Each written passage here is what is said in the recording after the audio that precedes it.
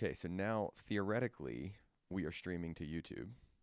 So let's go to the YouTube and let's see if we are actually doing that. Uh, and remember, all of this is in theory. All of this is theoretical. Um, no, that's not there. So live. Hey, we are live. We are Okay, we are live. We are live on. Hey, we're live on YouTube. How about that? Okay. So awesome. so now we should be able to go to edit post. We should be able to publish this post. And let's see. And I'll wait till you're done to ask what are we talking about for the pro show? Yep. Hey, Mike, Hey, we're streaming live to both YouTube and Patreon right now because you have to stream awesome. live. You have to stream live to YouTube in order to stream live to Patreon. But Okay, the YouTube one is unlisted right now. So okay, the cool. in theory, the way this is working is you should be seeing. Let me go to. Do you want to check it out, or you just trust me? I can test whatever you need me to test, but you're gonna have to walk me through the whole thing. Uh, yeah, there shouldn't be a lot to walk you through. Library audience. So basically, Mike, and for the bootleg listeners who would be interested in learning about something like this, the way Patreon works is it sucks in the live feed from YouTube.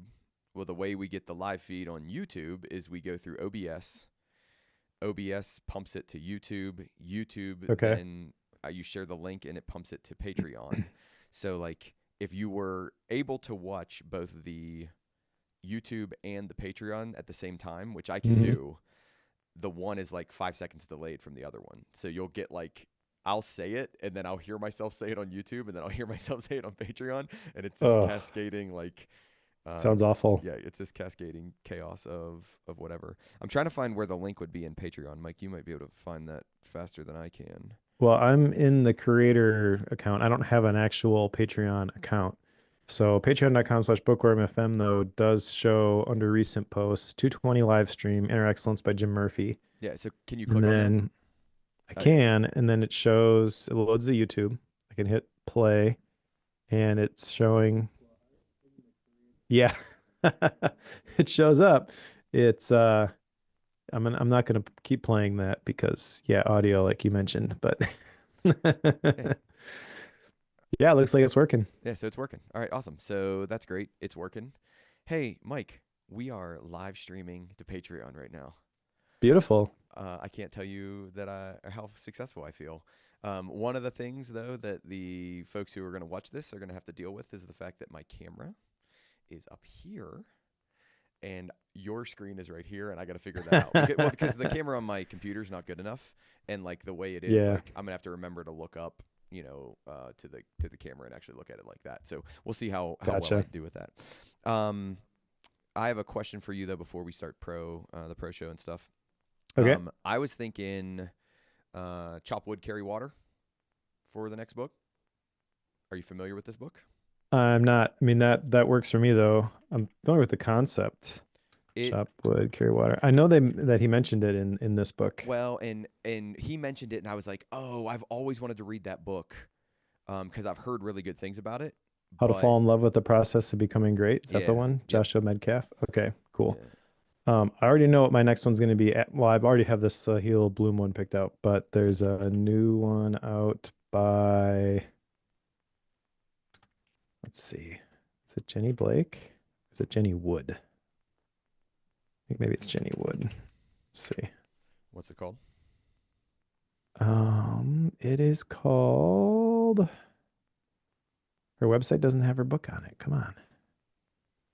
Wild Courage. Go after what you want and get it. Maybe Wild. you've seen this come across I have not. the socials. All right, where's chat? Give me 1 second. There. Break this out. All right. Here's the link on her page. A bold, empowering. I've heard a lot of people talking about this book, so I'm gonna pick this one. Um, well, I'm doing the Cycle Bloom one first, but I'll pick this one after that unless you will pick it before me. No, no, I'd like to do chop wood carry water. So if you don't have an objection to that, that's my next one, and then we can Okay. do this one for yours.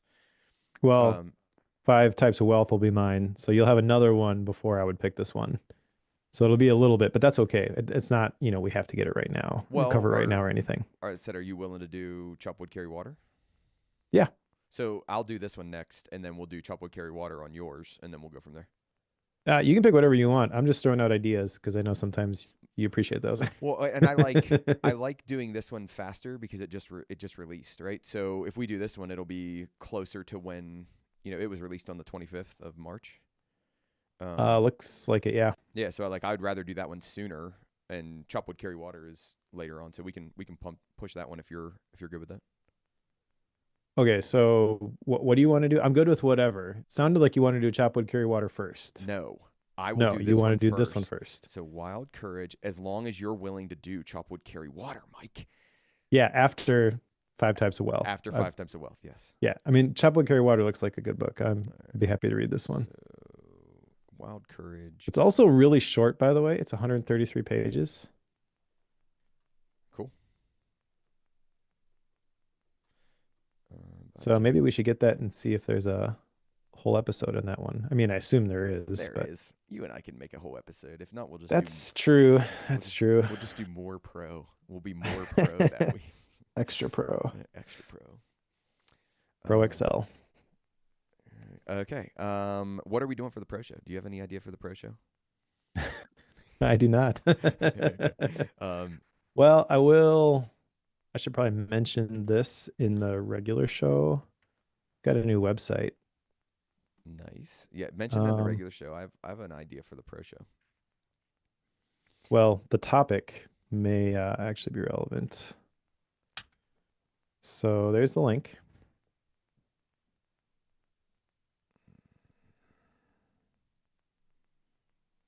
Ooh, Mike. So this isn't officially launched anywhere. I mentioned it briefly in the newsletter today because I was also talking about life theme stuff. And one of the things that I did is I have a life theme hybrid cohort that I have released to the library community. And so this page is got like a few things that need to be tightened up a little bit. And I will actually do like a regular launch for this. But if people wanted that hybrid cohort, the library is basically the one of the best ways to get it. So I wanted to make sure that this was live. There's 3 different levels with this. You may have noticed that in the pricing section. Um, so yeah, all of the stuff that we've been talking about the last several books is kind of culminating, and this is just about ready to go. That's awesome. No, like I can tell you right now, from the landing page, it looks great. Hold on, I want to get rid of the chat. Okay, cool. And then do I get join the library? Join the library. Man, this looks great. Yeah, this is really, really well done. Yeah. Thank Are you. are you pleased with it? I mean, like, how are you? Yes, I am very happy with this. Yeah.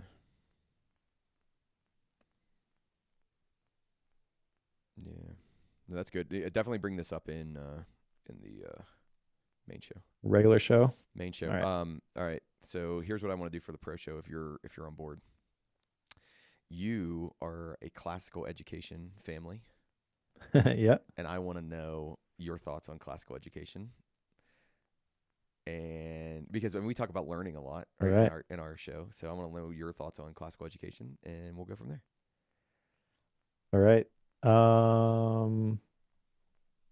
Yeah, let's do that. But I'm contemplating whether I should go grab Rachel and make her You appear on the pro show with me.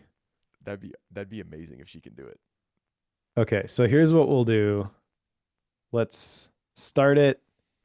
I'll run and get her. Like you'll ask me, we'll like play the whole bit, Gotcha. and then I'll go get her, and we'll do the rest of the pro show that way. Because I have the other mic Yeah. we can use, and I can just turn speakers on. I think that would actually be really cool. So Yeah, I'm in. I'm in. okay, let's do it. All right, hold on one second. Let me figure out when you do a test on Audio Hijack. Do you have to like reset anything, or can you just hit run again and it'll record a new file? You can just hit run Good again, right? question. Okay, cool. I don't know. I never record tests first anymore for that reason. I think Okay. it records a new file if you hit play or hit record again. Okay.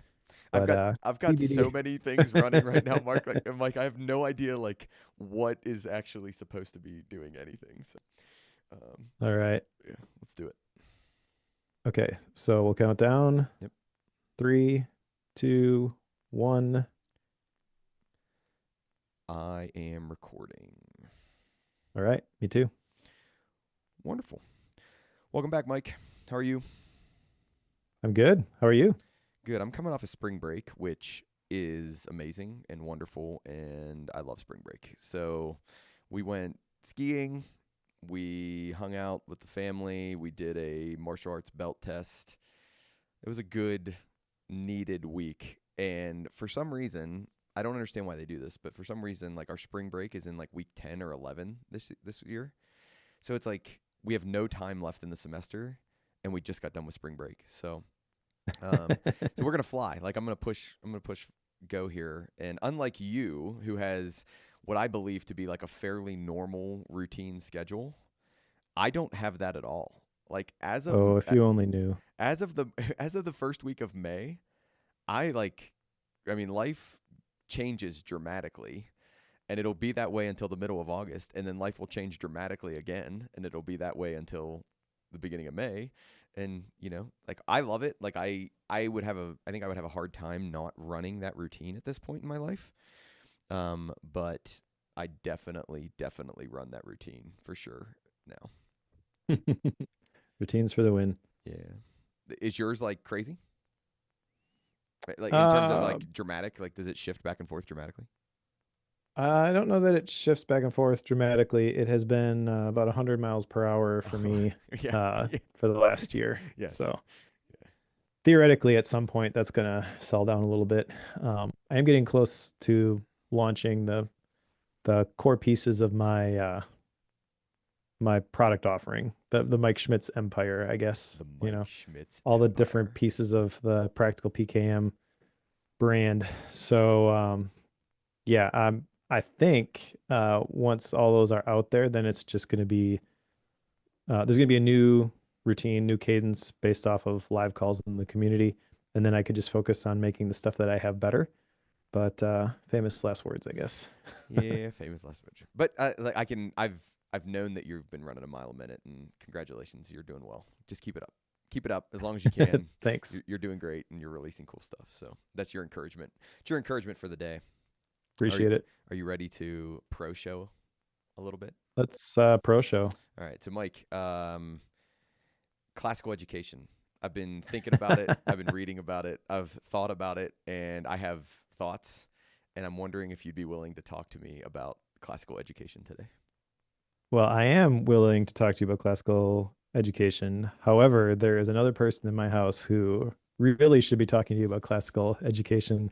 That's my wife, Per- who's going to be a director next year. Perhaps someone who might be in the leadership side of classical education. Yes, Yeah, this would be a good thing. So, yeah. So she doesn't know this yet, but I think I'm gonna go get her and drag her into the pro show. yeah, fantastic. All All right, right, yeah, I'll be right back. go get her. Yep.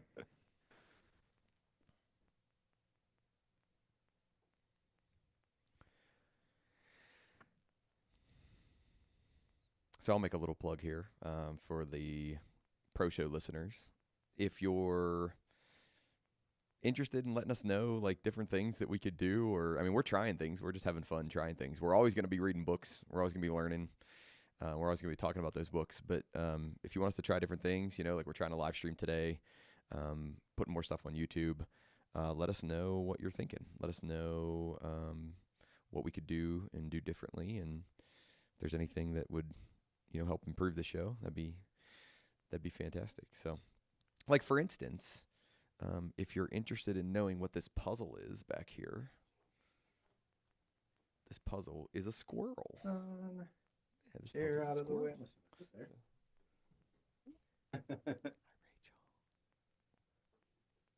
All right. Hi, Rachel. Hi. How are you? I'm ready to kill him, He's pretty mad at actually. me No, apparently. no, no, no, no. I need your help. I need your help. So I've been reading about and thinking about classical education, and I'll give you my bias right up front. I am not on board. Like I Okay. understand the value of it. Like I understand what I think to be the interesting thing about classical education, but I'm not on board. And I have a really good friend who's very on board. He's been very on board for like many, many years. So can you tell me about classical education and why your children participate in classical education and then you're going to go into leadership in classical education? I'm curious. What's your Okay. pitch? All right. Well, one of the biggest things for me is that it plays to the strengths of children developmentally. Okay. So, in the beginning stages, kids are just naturally very good at memorizing lots of things and asking lots of questions. So, when they're in elementary age, young age, that's considered the grammar stage. So, you're literally learning what everything is called and definitions and all of that. And we're playing to that strength. Once they get to fourth, sixth grade, there's a little bit of what's called dialectic starting, Okay. that a knowledge base has been built enough that they can start having dialogue. That can be through written text, that can be orally. And then that really builds in the middle school phase, sixth, seventh, eighth grade. A lot of dialectic skills are gained, but then also the grammar skills that they learn in learning the definitions of things and why.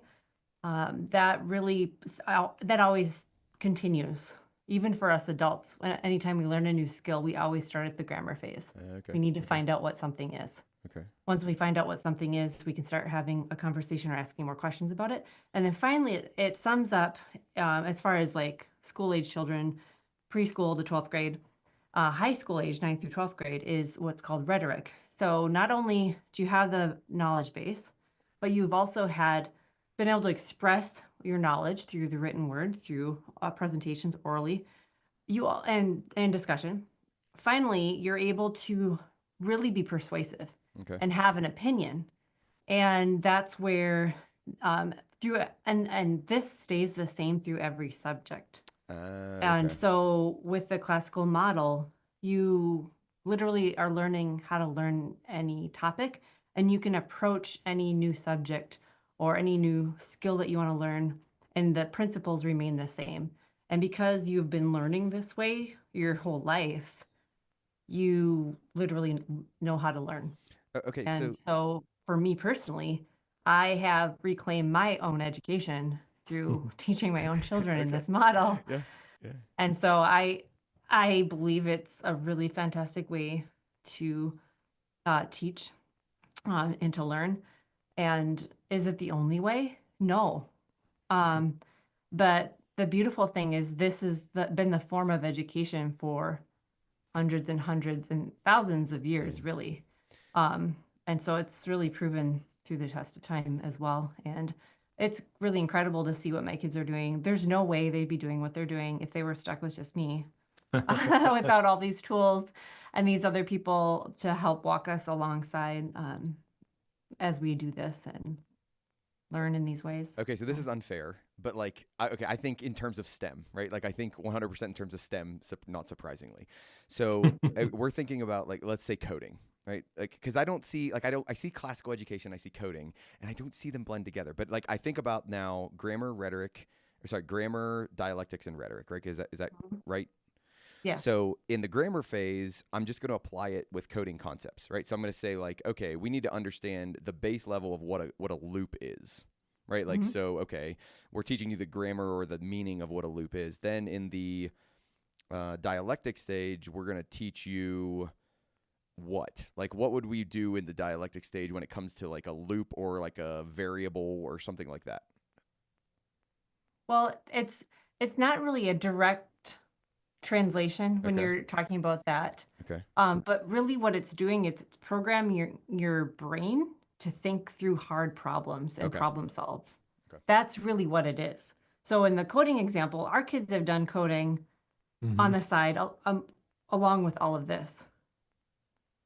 Yeah, they've They learned I think it's JavaScript Okay. primarily through different tools. One of them was Bitsbox when they were real young, and it Yeah. walks them through, this is how you build this particular program, and then if they make a mistake, they got to go back and troubleshoot it. But obviously that's really an elementary level, and then once you grasp the concepts, then you start making your own apps, right? Yeah. That'd be the next level. But if you're talking about coding and let's say you're working with someone that's helping teach you, whether informally or formally, or a resource that's teaching you, that's a teacher, asking those questions and problem solving, that's dialectic. Okay. Okay, so like Does that make sense? I've understood the core of what a loop is. Now I'm talking to you about Yes. how do I use loops, why do I use loops, where would they Yep, be used problem well, solving. how do I troubleshoot those, and then the rhetoric side would be more of like the design. Like I'm going to design this software now using loops to get things done or using all the tools. Mhm. Yeah, okay. And rhetoric also would be like you're starting to teach what you know as well. Yeah, very cool. Okay, now are you familiar with a university model of education? Have you heard of this in your classical world? You're gonna have to explain it to me to make sure I know what you're. We both what you mean. experienced it, but I mean, what is that's it? what I mean. Like, Well, so no, it's different, right? Like, so I'm learning about it right now. This is why I'm asking you. But it's also tied to classical. So there's a university model that isn't classical. Then there's a university model that is classical, and basically what it is it's a homeschool like co-op model where it's multiple days a week, but you partner with the families. And what you're doing at home is the same thing you're doing at school or at the co-op. And like they basically will layer classical education on top of that or along with that. And they say it like really preps you well to launch out after high school and not be, like I see I see a decent number of students that come in and they've been so trained in that, like, I'm just going to perform to the grade. Like all I care about is give me the rubric and give me the checkbox. But people who come out of this university model, they come out and they're actually thinking. Like you give them a prompt and they're like, oh, okay, like I'll take that prompt and I'll break it down and I'll try to figure it out. And oh, by the way, I know you're going to assign points to it and I'll figure that out too. But I don't really care about the points. I care about the universe, or I care about the learning side of it more than I care about the points. So I'm wrestling around with these ideas as I think about the boys and how we want to train the boys right now. We do a 1-day co-op right now. We've looked at classical conversations. We've looked at different things along the lines, and I've never been sold on the classical side of it, but it seems, like I said, my buddy, my friend is very, very sold on it. Like they love it. And for many of the same reasons, that you stated, but you articulated them much better than he has. I will say too, our program, the high school level, is a college prep program. I don't know if our kids will go to college, and that's not why we're doing it. Yeah, Cory and I have talked about that. Yeah, but it 110% prepares them for college. And I've heard so many stories from people I know personally, but then also people I don't necessarily know personally, how the kids that have come through this whole program, this classical Christian education, in college, they're giving their classmates like rubrics for how to outline and how to do all these things and how to note take and how to translate their notes to a persuasive essay and all these things. And because they have all these tools. And that's one of the cool things that I love about it too, is each level they learn more tools, and some work for some better than others, but they're getting lots of tools in their toolbox and they get to figure out what works best for them. And naturally, some lean more into some subjects than others, but they're all exposed to it and they're all given an opportunity to see what's really landing. So, well, I'll say that you've convinced me to read more about it and look into it. Right? Because I mean, like it sounds like it makes sense. What I've always had trouble with is, so ninth grade is my low limit. I make the joke all the time that like I can't teach below ninth grade. Like I'm not interested if I can't be sarcastic, if I can't like give you a thing and expect you to do it, like the whole maturity level and all that stuff. So I've never really looked into the younger grades and as much of the development there. But it sounds really solid. Like it sounds really like it makes sense. And then figuring out how to overlay STEM on top of that, because that's really where my passion is, right? Like history's good, it's all fine. Like we need to learn that stuff, all that. But STEM's really where my heart lies. So thank you. That helps me out a ton. Okay, and one last thing. This is important. So if people go to like a curriculum fair, whether it's homeschool or not, usually they just look at the current level or the next level for their child. Very few people look at the last level. Okay. when you see the last level, you know where they're going. And that's like the whole model of begin with the end in mind. Yeah.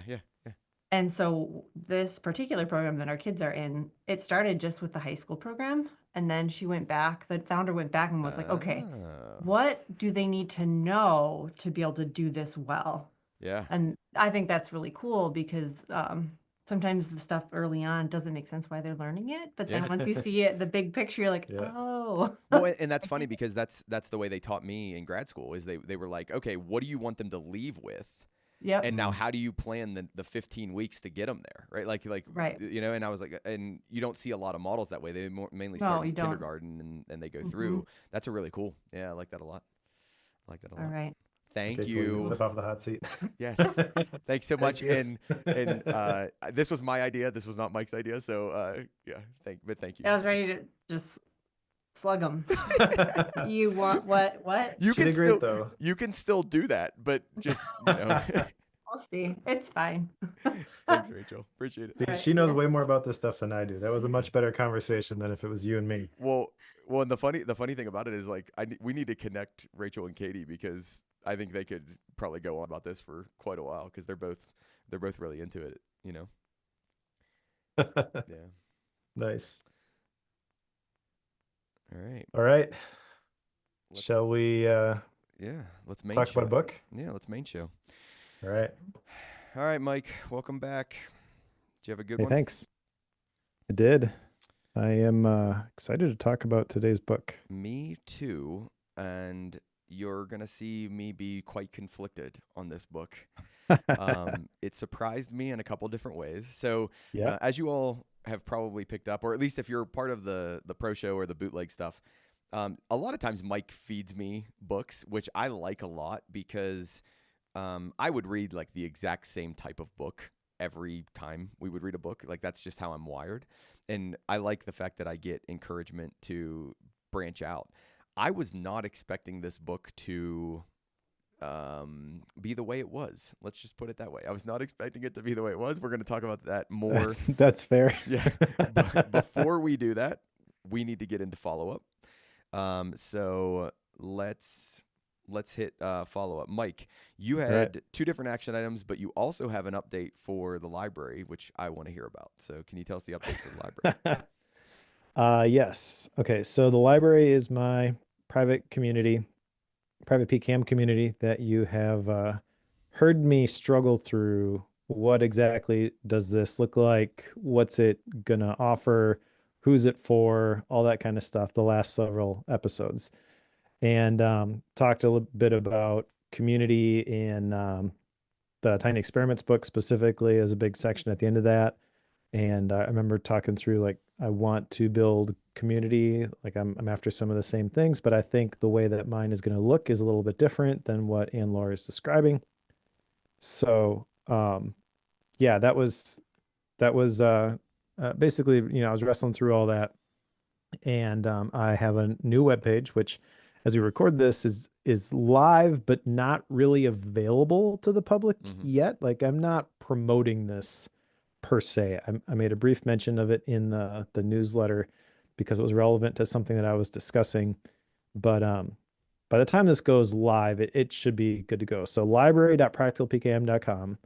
And what I've landed on is 3 different tiers for this. So listeners know that I was struggling with, you know, making things accessible, but also offering like a deeper dive sort of a thing. So the basic one is $47 a year. And that's just the private community, what most people think of as a private community. You know, it's a circle group where you can talk about things and download things and share things. And then up a level from that is basically what I'm learning from Jay Klaus's Creator Lab with all the live stuff and all the courses and all the workshops, and 2 hybrid cohorts, I'm calling them. One is the life theme, one is practical PKM. We sold the life theme cohort last time we did it for $500. The practical PKM cohort was $1,000. I basically took all the material from both of those, chopped them into videos, made those available inside the community as the self-paced videos. They have to go through them in a sequential order, but then there are also live calls that you can hop on at different points. We've got the first live theme live call actually scheduled for next Friday. Okay. And so basically anybody at any point can hop on one of those live calls, say, this is where I'm at with this process, and can you give me feedback? And I think this is the best version of both of these. The feedback I got from the Practical PKM cohort was that it was awesome, but it moved really fast. So now you can kind of go at your own pace, but also you can get live help whenever you need it. Along with that, there's sessions from different experts, quarterly personal retreat sprints, hot seats, office hours, a private podcast feed. So if you can't keep up with all the live stuff, you can just download it all on your podcast player and learn on the go. That one is $597 a year. Okay. And then there's a VIP one, which basically adds quarterly one-on-one coaching with me for $1497 a year. And those are kind of entry-level prices. As I add more stuff to them, it will go up. But yeah, so you can go to library.practicalpkm.com for all of the details on that. And I'm super excited about this. Yeah. As I was building this page, some of this stuff has kind of existed in some way, shape, or form for people who have joined the cohorts. Because basically, when you joined the Practical PKM cohort or the Life Theme cohort, previously you got access to the library, and the experience in the library I always thought was pretty good. But then when I started asking people, hey, I need to launch this thing and I need some testimonials, who would be willing to share it, there were a lot of people who shared some really great testimonials about the library. And honestly, the library as it exists right now as we record this is like nowhere close to where I know it, where I want it to be and where I know it will be. Because it hasn't been a focus, but this is kind of the focus. So like Life HQ is the signature product. That's the thing that you buy if you really want help with your workflows in Obsidian. And then if you want to take those to the next level and learn from things that other people are doing, other examples, like that's where the library comes in. And I'm really excited about how these are going to complement each other, and also the way that I'm going to be able to interact with people and help people in a live setting. Every time I do that, it's a great experience. So looking forward to doing that on a larger scale. Nice. And I can echo. I told you this before. I mean, the site looks great, right? Like I know the community because I've been part of it and all the other stuff, so I know that stuff's good. But the site's looking good, so I'm excited for you to start pushing it. When do you plan on starting to do that? Well, I guess I just kind of publicly committed to it, so by the time this goes live, it'll be up there. It's great. Yeah. So like you mentioned, you're in the community and you have access to stuff, and I appreciate the kind words, but honestly, you haven't seen anything yet. I've been talking to Christopher, who's my community manager, and we've got a whole bunch of ideas for stuff that we want to add. Like as we record this, it's the last day of March, but next week we're going to start these quarterly personal retreat sprints. And basically there's going to be live video calls that people, if they opt into this, they can do their personal retreat, they can share their quarterly plans. And then every week we'll do like if you're worked with a virtual company before, you're probably familiar with like a daily stand-up. It's sort of like that, but at the week level. So this is what I'm going to accomplish this week. And just by like showing up and sharing what you are going to be doing, there's accountability built in. So like if you look at Ali Abdal's productivity lab, like kind of the whole thing is like double your productivity. The reason that you're able to double your productivity is not because of what he teaches you. It's because of the accountability that's provided in a public place like that. So I'm basically going to be doing things like that in my own way. We call it win the week. That's awesome. But yeah, there's going to be a whole bunch more live stuff basically that people can get involved with, because when you show up and you do it live, like that's when you start to see the results. It's not when you buy the course that you get the payoff. It's when you actually implement it. Yeah. So a little bit of positive peer pressure for people who need a little help, reaching their PKM potential. Nice. Very cool. All right. So you ready to move to action items? Would you like me to go first, or do you want to keep going? I can share mine. Okay, go ahead. So there were two. One was consider what's missing, and I don't think I've done a real great job of that yet. I think that's probably like a bigger reflection thing. I think it does have a little bit of overlap with the next one though, which is use plus minus next for the weekly review. I have started doing this. I think we talked about this even in the last episode. My shortcut. I've used that now for a couple of weeks, and I do really like it. I find that it is much more helpful to capture that stuff in the moment when I am feeling either really great or really frustrated with something. And then I can go back and review it at the end of the week. So I know like pure GTDers are going to be mad at me, but this is the best form of the weekly review I've ever experienced. That's great. Yeah, that's great. I'm not going through every single project, but I am, capturing these things as I go. And then at the end of the week, I'm looking at, what went well, essentially that's the plus. What could have gone better? That's the minus. And kind of like what ideas did I have, or what things should I be focusing on next? And the key here for me, I think, is that because it's in Obsidian, it's all captured to that weekly note. It also gets connected to the quarterly plan, which is the personal retreat process. Mhm. And so I've got, right there links to the quarterly personal retreat. So I can just open up all those things, look at them side by side. And looking at those things all the time creates the alignment to keep moving in that direction. That's great. We'll probably talk about it with inner excellence, but there was a specific line in here that I really, really liked. Do you happen to know what it was? In the book, like a line in Yeah. art. No, I don't. Okay. So dreams are feelings you can control. Goals are outcomes you cannot. Yep. So that's Yeah. essentially what my personal retreat is. Okay. It's anchored in that ideal future, and it's something that I'm moving towards. It's an intention, but it's not a goal. Like I have to get this exact thing done. So yeah, I just feel like this really has hit the mark for me. It's really clicked. I will share the link to the shortcut in the show notes if people are interested in it. But I will say that it does require actions for Obsidian in order to work. I shared it in my newsletter not too long ago, and people were saying that they missed that part of the post, I guess. But so I just want to call it out here. If you download the shortcut and you don't have actions for Obsidian installed, it's not going to work. But because it requires some specific actions or hooks that actions for Obsidian adds to shortcuts so that you can put these things in that weekly periodic note. So Nice. yeah, I'll say green check mark for that one, and maybe yellow. I don't know what's a 0.5, Yeah. like a half Yellow dash for the other one. Yeah, yellow dash Yeah. and then a big red X, right? Like those are our grading schemes. Yeah. All right, so I had two. Determine a pact. So based on tiny experiments, pact stood for purposeful, actionable, continuous, and trackable. So it's something that was purposeful, actionable, continuous, or and trackable. And then along with that one, it was determine the pledge, platform, and practice. I am similar to you in terms of I'm a green check mark on one of them and I'm a yellow dash on the other one. But I need your help, Mike. So I'll tell you what my green check mark is, and then I'm going to ask you for your help on the second one. So I've determined that I want to write something about the intersection of STEM and faith, right? So STEM is science, technology, engineering, and math, and faith.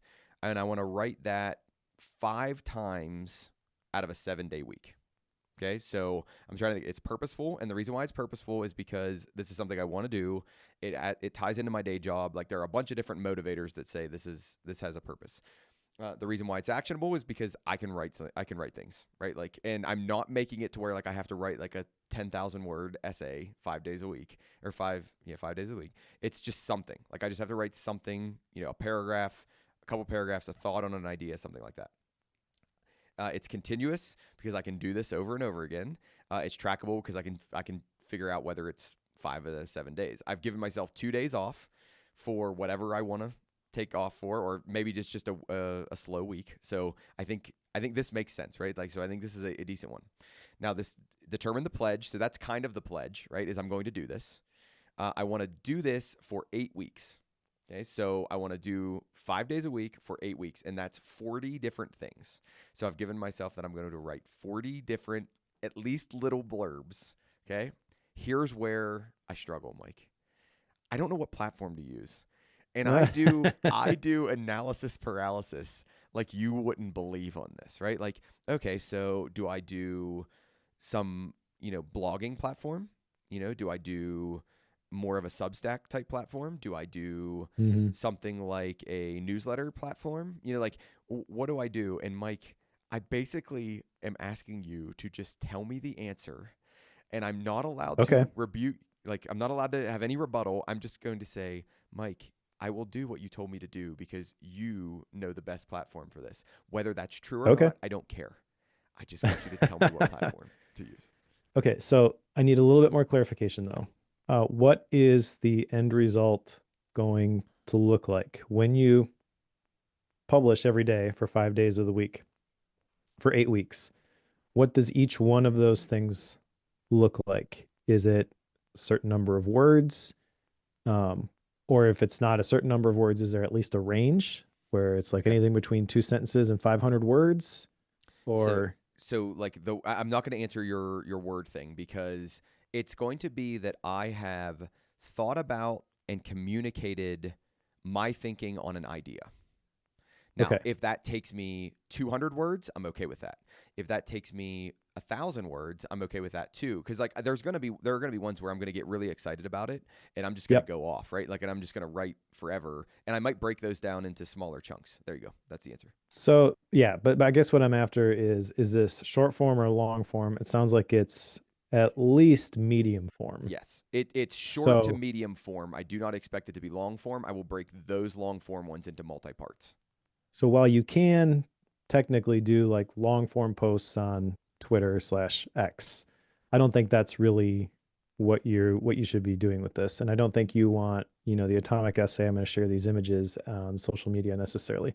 So there should be an online home for the series of writings that Cory is going to make. Okay, let me double down on this. You're absolutely right. Like, I want this to be something that I can point to, and people can go Yep. back and see all the stuff, and it's not mixed in with a social media feed. So yes, you're on Okay. track here. How comfortable are you using Markdown, or do you prefer like the editor where you can select the text and make it italic, make it bold, I'm whatever? good with Markdown. Markdown's great. Okay, but what's your preference? Like, how do you naturally write? I don't care. Like, it doesn't matter to me. Markdown would add a cognitive layer to it, but what I'll tell Okay. you is I won't go crazy. Like, I'm not going to do advanced Markdown that's going to make me think really, really hard. It's going to be like, double asterisk for, Yeah, whatever. no, Double what I'm really underline. after is how do we eliminate as much friction as possible from the Yes. process? Yes. So if you are, thinking Markdown, then you're going to want to use something like Ghost, Okay, I don't which think in is, Markdown. So yeah, that I don't inherently think in Markdown. okay. So then, how comfortable are you setting up websites? Yeah, it's fine. Like, okay. All right. So I'm going to just talk through a couple of these options. In my mind, there are a couple of directions that you could go from this. One would be Medium, Okay. where you just write and you publish and they get it in front of your audience. I don't think I would necessarily recommend that though, because you don't technically own I know. that. Yeah. So another option would be Ghost, which is kind of like WordPress for Markdown. You can like add paywall layers to it and memberships and things like that. So if that's at all on your roadmap, that's all built into Ghost, and that might actually be a pretty good platform for you. Are you familiar with Matt Birchler, A Better Computer? Mm-mm. Okay, so he's got a YouTube channel called A Better Computer and a website that is built on Ghost. I'm trying to think of other people who have used Ghost in the past that I could point you in that direction. I don't really know off the top of my head. But essentially what Ghost does is it eliminates a lot of the options in terms of setting up a true website. It's a blogging platform. So you create a new post, type in your text, you can add an image, according to the theme dimensions and things like that. But you can't, I want this over here and I want it to look exactly like this. You just write your words, you publish your words. It's got good SEO tools. You can build an email list off of it if you want, that sort of thing. Substack is also an interesting option. Substack, though, I think daily might be a little much. The way I see people using Substack successfully, not that there's not, daily newsletters that would use Substack, but there's really a lot of effort that goes into crafting a specific message and it's high quality and they share it. The cadence isn't all that important. It's just, this is a really great post that I send out or really great piece that I share every week. And so you want to subscribe to it. I think what you're after though is really the reps, not really like growing the list necessarily at this point. So that might not be the right thing for you. There's obviously WordPress. At this point, don't think I would touch WordPress with a 10-foot pole. I agree. The reason being the CEO is kind of going nuclear on a bunch of companies that have long been contributors and participants in the WordPress ecosystem. And I know it's going to anger some people the way that I've described that, but I've used WP Engine for a long time because I don't like using, like rolling my own backup solutions and stuff like that. And the fact that the owner of the what's it called? Open source product, right? Yeah. Is just like, no, you owe us now millions of dollars and I'm going to destroy your company that you've built like on a whim. Like that's messed up. So I'm in the process of moving off of WordPress, and I'm going to be using Ghost. Full disclosure. Yeah. So out of those different options, I think, man, I think maybe the easiest way to get started would be Medium. The one that would give you the most control would be WordPress, and Ghost is kind of in the middle. Okay. Now, so for just based off what you told me, I actually would probably recommend either Medium or Ghost, depending on how comfortable you are with owning the things that you are writing. I think if you're just getting started, owning the ideas isn't like owning that content isn't necessarily as important because you're still refining the ideas. Maybe they're not at the point where, this is the thing I actually want to plant my flag on, and I want this artifact, this thing that I actually wrote, I want that to live on my server forever. Yeah. If you are at that point, then probably Ghost is the way to go. Now, if you are looking for the easiest way to get rolling with this, Medium also integrates with a tool called TypeShare, Okay. which is one of those like write one place, share everywhere. It's the tool that the people behind Ship 30 for 30 have used. And so hypothetically, if you wanted to write something and then decide what's the best format for this, you could publish it to Medium. You could also publish it to LinkedIn. You could publish it to X or Twitter. They also have like these atomic essay tools built in, so you could take the longer form thing and use it as an image if you really wanted to. Basically, you can repurpose it and share it multiple places. They've also got their own, social platform. So you have your page basically that you can point people to with all the things that you wrote. It's not, as nice as like a Ghost site that is custom tuned to the look and feel that you want, but it is actually a pretty easy way to get going. So I'm not going to say the specific one is the one that you should use yet, but out of those options that I shared with you, like which one sounds like the best solution for you or the most appealing? So I've looked into Ghost, and I like the idea of Ghost. I have looked into Substack as well, and I have a fairly similar sentiment that like I just don't think what I want to do makes sense for Substack right now. Right? Like that might be what it turns into, is where it turns into like a weekly thing and then it's a Substack thing. I want to look into TypeShare, right? Because that sounds appealing to me. Are you familiar with a thing called Write As? Have you ever seen Write As? So it's write.as. And I've used this before in different ways, but like the tagline for it is type words, put them on the internet, right? Like, and it's basically like microblogging almost. Like that's what it's made for. Is what I struggle with though is it is too limited, if that makes sense, right? Like I've wanted to like tweak things and do things, and I can't do it in Write As just because it's not meant for that kind of a thing. So that's the one that like almost intrigues me the most, because like I've already used it. I know what I'm doing. I get in there and I just put in words, and go from there. But I don't know. Okay. I don't know. Well, having said that, I actually have a different recommendation for you. Okay. Which is micro.blog. I'm familiar with micro.blog as well, but yeah, I don't remember it as much though. Okay, so micro.blog is by, I want to say, Manton Reese. I think you're right.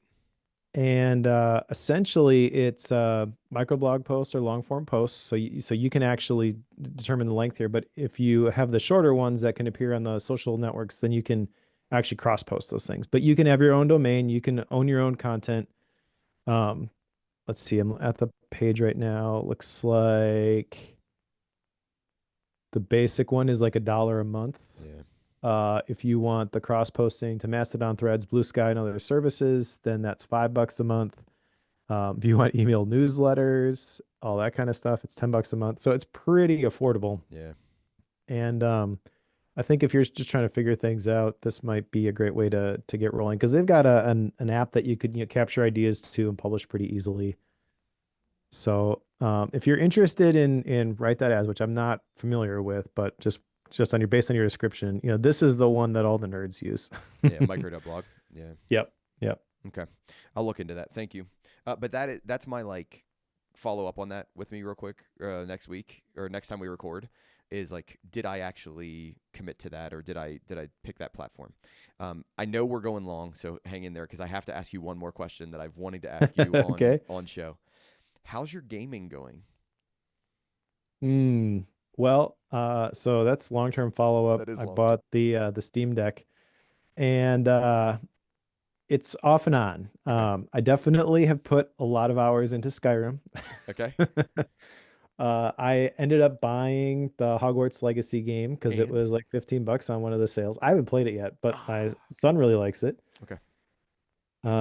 Yeah, so I would say it's going well. I really enjoy the Steam Deck, although I've just been sticking with the game that Yeah. I've played a bunch already, and haven't really ventured out into anything new yet. I'm happy to hear that you're playing. So we can move on now. I just wanted to hear that like it wasn't in a drawer collecting dust somewhere or had become permanently one of No, your children's devices. Like that's what I wanted to hear. So good. no, Good. it's cool. I even brought it with to Florida. I don't think I used it more than like 10 minutes on the plane, but Nice. yeah, Nice. most days I play a little bit though, so Okay. All right. All right. Good deal.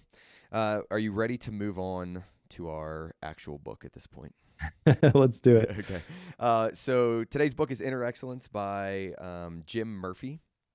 And this book came about because it got famous because an NFL football player had it on the sideline and was reading it. And then it kind of took the world by storm for a little while. And I didn't know what we were getting into when you suggested this book. You said, "Hey, let's read Inner Excellence," and I was like, "Okay, sounds good." I've Yeah. heard of it, popular from a popular media standpoint, but I didn't know what I was getting into. Basically, this book, I'm gonna try to summarize it as concisely as I can, and correct me where you think I'm wrong. This book is a sports psychology book that is meant to be broader than sports psychology, but it's really a sports psychology book by a guy who used to play for the Cubs and then has now worked with a bunch of professional golfers and athletes and fighters and all of these individuals about essentially performing your best and how you can overcome obstacles to performing your best. That's my very concise introduction to the book. Mike, what do you think about my introduction? Hmm. Um, I think it's mainly accurate. Okay. Um, so it's on the website for the book itself, it says the mental training system that has developed world champions, empowered athletes to become world number one, and most importantly, transform their lives. So I agree that, he's a coach who works with these world-class athletes primarily. I think what he talks about in here, though, is so much broader than that. Oh yeah. And I know he does a whole bunch of speaking. I find it hard to believe that the world-class athletes are going to his speaking events. They probably have like one-on-one coaching relationships with him, and he's texting them, He texts before him, they're, right? Like he says yeah, it. He says it multiple times in the books. I was texting this professional golfer while they were on like the 18th yep. hole, and it's like, okay, good luck. So the speaking thing, I don't know how big a thing this is for him, but that's got to be like the corporate stuff, right? Yeah. So I don't know how many corporate people, would consider Jim Murphy a mentor, but there's got to be a bunch, or he wouldn't have that on his website. He's working with the people who are number one in the world. He doesn't need to do the speaking if he doesn't want to. What and did you see? So I went to his website too and just did a little bit of background on him. He got connected with the guy who is the CEO of Yum Brands, and through that he ended up getting a bunch of like international clients. So he does these retreats, where he teaches all these principles in these retreats. So it's like he's got his fingers in a bunch of different stuff. And I would say like I guess the phrase I didn't use before that would make sense is like leadership development too.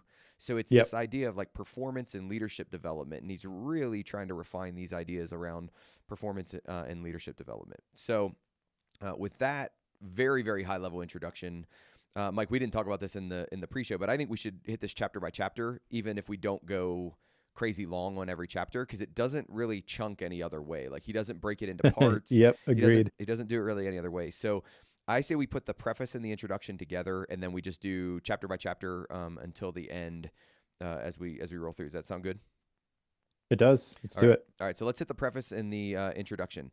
In this is where I'm gonna start off, and forgive me for starting off a little bit of with a little bit of negativity here, but like I feel as though, or I as I'm reading this book, it was very circular. So I don't know if you got that same vibe or if you got that same impression, but like he introduces things here in the preface and like talks about them for a good period of time that then we're going to have a whole chapter about later. And he's also going to hit it in like three other places. And like, so and I get that, like there's a saying that goes around, the world, tell them what you told them, or it's well, I forget how it goes, but it's Yeah. like tell them again, tell them what you told them, or whatever it is. Tell them And what you're going to tell them. Tell them what you there told you them. go, there you go. I Yeah. couldn't get it, but and Classic sales. I feel like he does that, right? Like I mean, he does that here in a bunch of different ways. So the biggest thing that came out of the preface for me were these 10 new presuppositions that you have to work through. I'm not going to read all 10 of them right now, but there are these 10 presuppositions. Self-centeredness is one of them, and he drives home this idea of self-centeredness and self-mastery and these ideas strong throughout the book. From the introduction, I think he hits on one of his core tenets of the book: love, wisdom, and courage. So the inner excellence model is based on these three things: love, wisdom, and courage, which because they allow you to get the idea of belief, focus, and freedom. So and he kind of links those three together. Like love gets you to belief, wisdom gets you to focus, and then courage gets you to freedom. Ties me into Jocko Willick's book, like discipline is freedom, and all this other stuff. But like, so you could tell he has read, and he's read broadly. Do you remember, Mike? He wrote this book over what, like a 5-year period or something like that, I think is what he said. I don't remember that. No. It was a long period of time though. Like his first draft of this book was not a short. It's not like he wrote this one in 6 months. He wrote this over a long period of time. So I don't doubt for a minute that he was reading broadly and widely and thinking about like how the concepts he was bringing in and what his spin was to put on these all around this idea of inner excellence. So that's going to be my launching point for the preface and the introduction. Well, the things that stand out to me from this, he mentions the quality of your life is based on 3 elements: your inner world of thought and feelings, beliefs, and desires, your frame of reference, your mindset from which you can see the world, and your relationships. And then he talks about the quality of your performance being based on the 3 elements that you hit on: your belief about who you are and what's possible for you, your ability to focus, be fully engaged in the moment, and your freedom to play like a kid. And then there's the presuppositions, which I agree we don't need to go through all of these, but right away I like this book because one of the presuppositions is the map is not the territory. Yep. There were multiple times in this book, Mike, where I was like, oh, that Mike said that 100 times, right? Like he's talked about that 100 times. So keep going. Yeah. So spoiler alert, I guess, for the end, like if I were to fast forward in my life and all of a sudden have done a whole bunch more research, worked with a whole bunch more people, and have a whole bunch more validity for the things that I believe and teach inside of the life theme cohort, I probably write a book that looks a lot like Inner Excellence. Okay. In fact, my newsletter today, as we record this, was kind of about the life theme stuff because I just did a webinar about how to do a personal retreat in Obsidian, and the first part of that webinar was a crash course in the life theme process, where these 5 different steps. One of those steps is to create an image of your ideal future, and that's a lot of what he hammers home in here. But there are a lot of concepts and things that he references, and I'm like, oh yeah, I see how that connects now, having read this book. So this was not at all really what I expected. Okay. I guess I don't really know what I expected, but I was sort of thinking, tactically in the moment when you are feeling this is how you, calm your nerves and you sink the putt. And there is some of that stuff in here, but it's a lot more conceptual and visual and tied to that idea of, your ideal future. He frames it differently, uses different words, but that's kind of what this is all about. And I guess Spoiler alert, I really liked it. Well, and I would say it's way deeper than what you described, right? Like it's way deeper Yes, than yes. the sinking the putt. Like how do I calm my nerves to sink the putt? No. Like in his mind, and he doesn't say this anywhere, but in his mind, if you get to the point and your nerves are going crazy and you're trying to figure out how to sink the putt, you've missed the boat. Like Hmm. we needed to fix this problem way back in some of these core fundamental areas, and that's what the nature of the book is. The nature is these core fundamental areas. It's where I have a little bit of a rub with the book, but like I have this like, to say love hate is too strong, but like I have this like dislike nature of the book because there were times when he was just too like fluffy, ethereal, spiritual for me. Right? And then there were times where I was like, man, Mm. this guy's he's nailing it. Like he's hitting it right on the head. And I remember like I'm reading this and sitting there and I'm like, Katie, I can't figure out. Katie's my wife. I was like, I can't figure out if I like this book or if I don't like this book, but I can tell you that like I like parts of this book a lot. Like I really like resonate with parts of this book a lot. So I mean, let's move on to chapter one. Chapter Yeah, one. so if you don't mind, I'll Yeah. kick this one off because I got to follow up to what you were just saying that is rooted in chapter one. Okay. Okay, so chapter one is Maslow and the Maserati. And this chapter talks about the affluenza I virus. loved it. I love Okay, this so part. so this is where everything that you were saying about this sounds a little bit too, for lack of a better term, woo-woo, just like manifest your abundance sort of thing. I think of that, I think it was maybe a Geico commercial Okay. where they're out in surrounded by the mountains. They're looking at this lake. The guy's like, "Yeah, this is so nice." I think because they cover RVs or something like that. And then, one of the progressive people shows up. It's like, too bad it's over now that people know about it.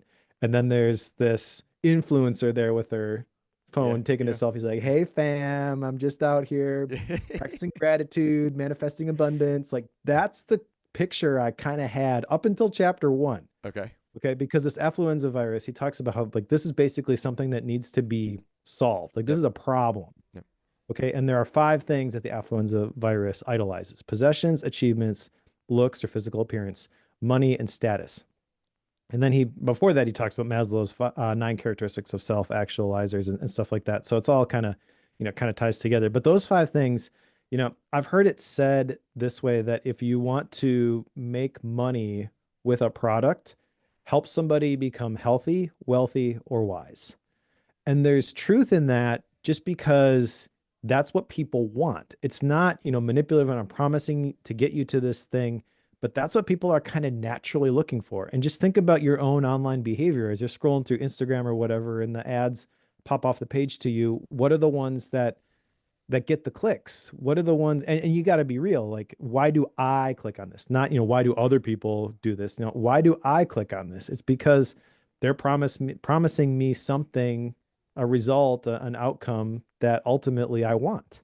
And so they're just tapping into a desire that really isn't, even if you don't realize it, like it's there. So like these five things, I feel like this is kind of the root of all of the online buyer psychology that I've Yeah. read for so long, and kind of, hits on, why I think it feels a little bit icky sometimes. It's not necessarily manipulative. This was sort of feedback we got about some of like the mastery stuff and the Robert Greene stuff and the influence stuff. You can use it for good or bad. And really just painting it in those broad strokes isn't the right thing to do. That's not really effective. That's not, seeing it for what it really is. But this is kind of at the heart of, the way that most people think, and addressing that at the beginning of the book, I feel like changes the tone of the conversation, at least for me, for all the things that are going to come after this. Had this not been there, I'm looking at this like out of the side of my eye throughout the rest of it. I could not agree with you more. Right? Like this was the first time where I was like, okay, like I'm in. Right? Like I'm in it. Like even like the chapter titles. Right? Like I don't love the chapter titles because I think they're very like obscure and like I was like Maslow and Maserati. Okay, whatever. Right? But then he gets to this affluenza virus and I was like, dang. Like he just nailed it. Like boom, boom, boom, boom, boom. Because you just see it like all over the place. And then you get into the idea of how those things undermine, you know, so much of our life, right? Like they undermine so much of our life. And I would be hard pressed to say like somebody doesn't look at that list of 5, and it's only 5. That's what I love about it too. Like it's 5 simple things, and he makes it into the acronym PALMS, right? So Yeah, I didn't love that, but I like the things. but the things are great: possessions, achievements, looks, money, and status, right? And I just like, man, like what a well done thing. I get my first action item out of chapter 1, right? So that tells you Wow, that that didn't take very I long. know. So he asks the question. He goes, "Everybody worships something. What do you worship?" Now, granted, I have a project on worship right now, so worship's very attuned, right? Like I'm very primed to it at this Yeah. point in life. But it's like everybody worships something, which I completely agree with. You like people are worshiping something, and the action item comes into what do I love the most? What do I worship? Like, is it one of these of the palms? Is it one of these 5? Is it something else? Like, am I happy with it? Am I worried about that? Like, and what I like about it is he tells us to analyze what do I dream about? What do I worry about? What do I get upset about? Those are probably the things that you're quote unquote worshiping, or the thing that you love the most. And it's not even like from a I mean, at least I don't remember it being from like a judgment perspective. It's just do you like that?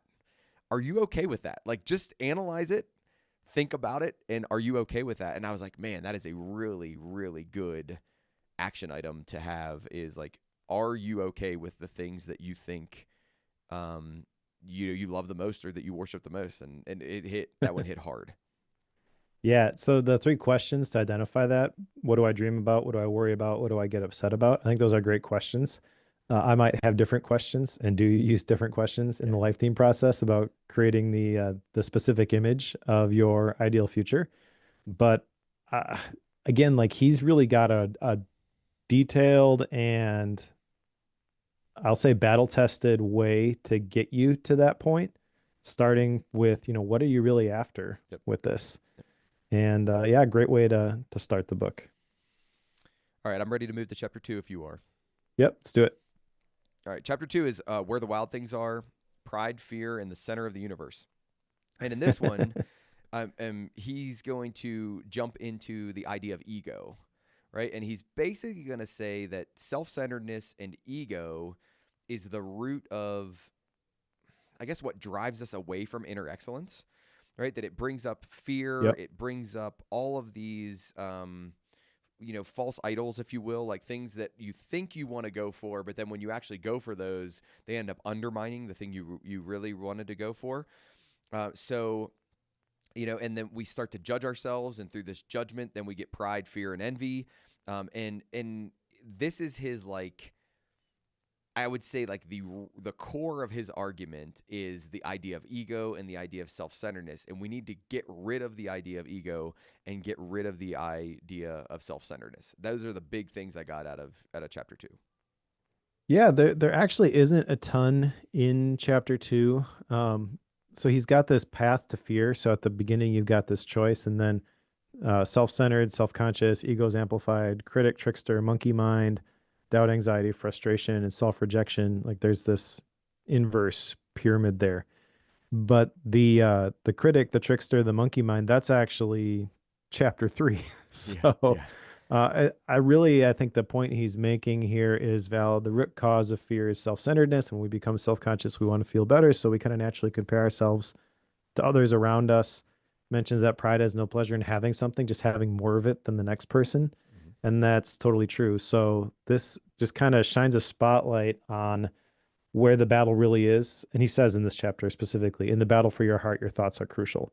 So this is sort of where the battle is won or lost, is in our mind and in our perspective, but doesn't get too much into, how to actually apply that because, again, chapter 3. Yeah, yeah. I think my last quote out of chapter 2, that I really liked is, "Our mind needs to be trained, renewed, and rested daily."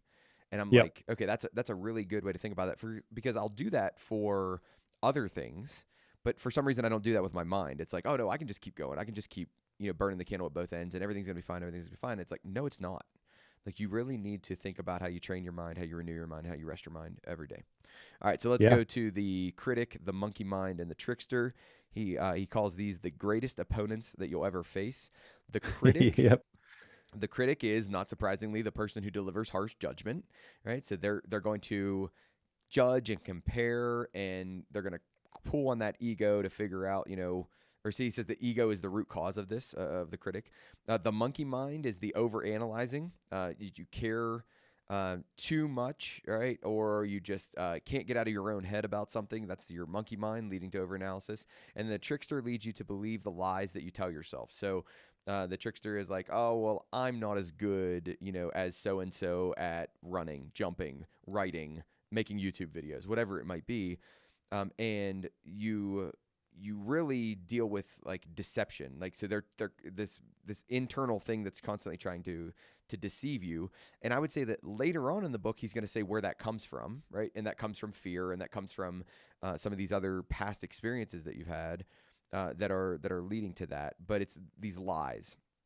I thought these were a good 3. I didn't really take time to think about whether I thought there were more than the critic, the monkey mind, and the trickster. But I was like, yeah, I can see all of these manifesting in my life at some point, in a negative way. So I was like, this actually makes a lot of sense to me. Yeah, off the cuff, it seems to me that those 3 are basically it.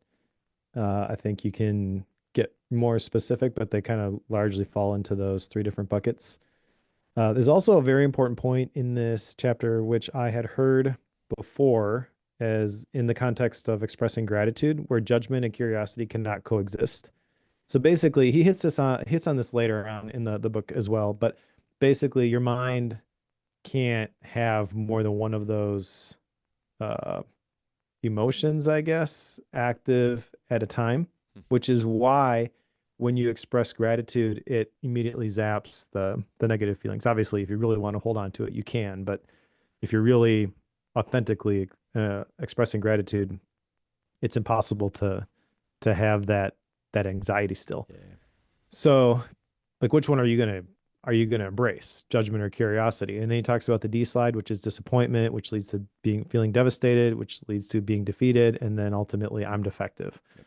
I can definitely see the truth of that, and identifying yourself on that slide is a humbling exercise. Yes, it is. Yes, it is. But then there's a really important point, which kind of first time you hear this, but this is going to be reflected again throughout the rest of the book, and that's the difference between circumstances and thoughts. So circumstances are the facts of the situation without opinions or emotions, and thoughts are the emotions and the judgments. That's basically, that's part of the thoughts, and it's often imparted without us ever really noticing it. It kind of reminded me of the second arrow that Andlor talked about in Tiny Experiments as it pertained to procrastination. Okay. The first arrow is the fact that we're procrastinating and we're a little bit behind.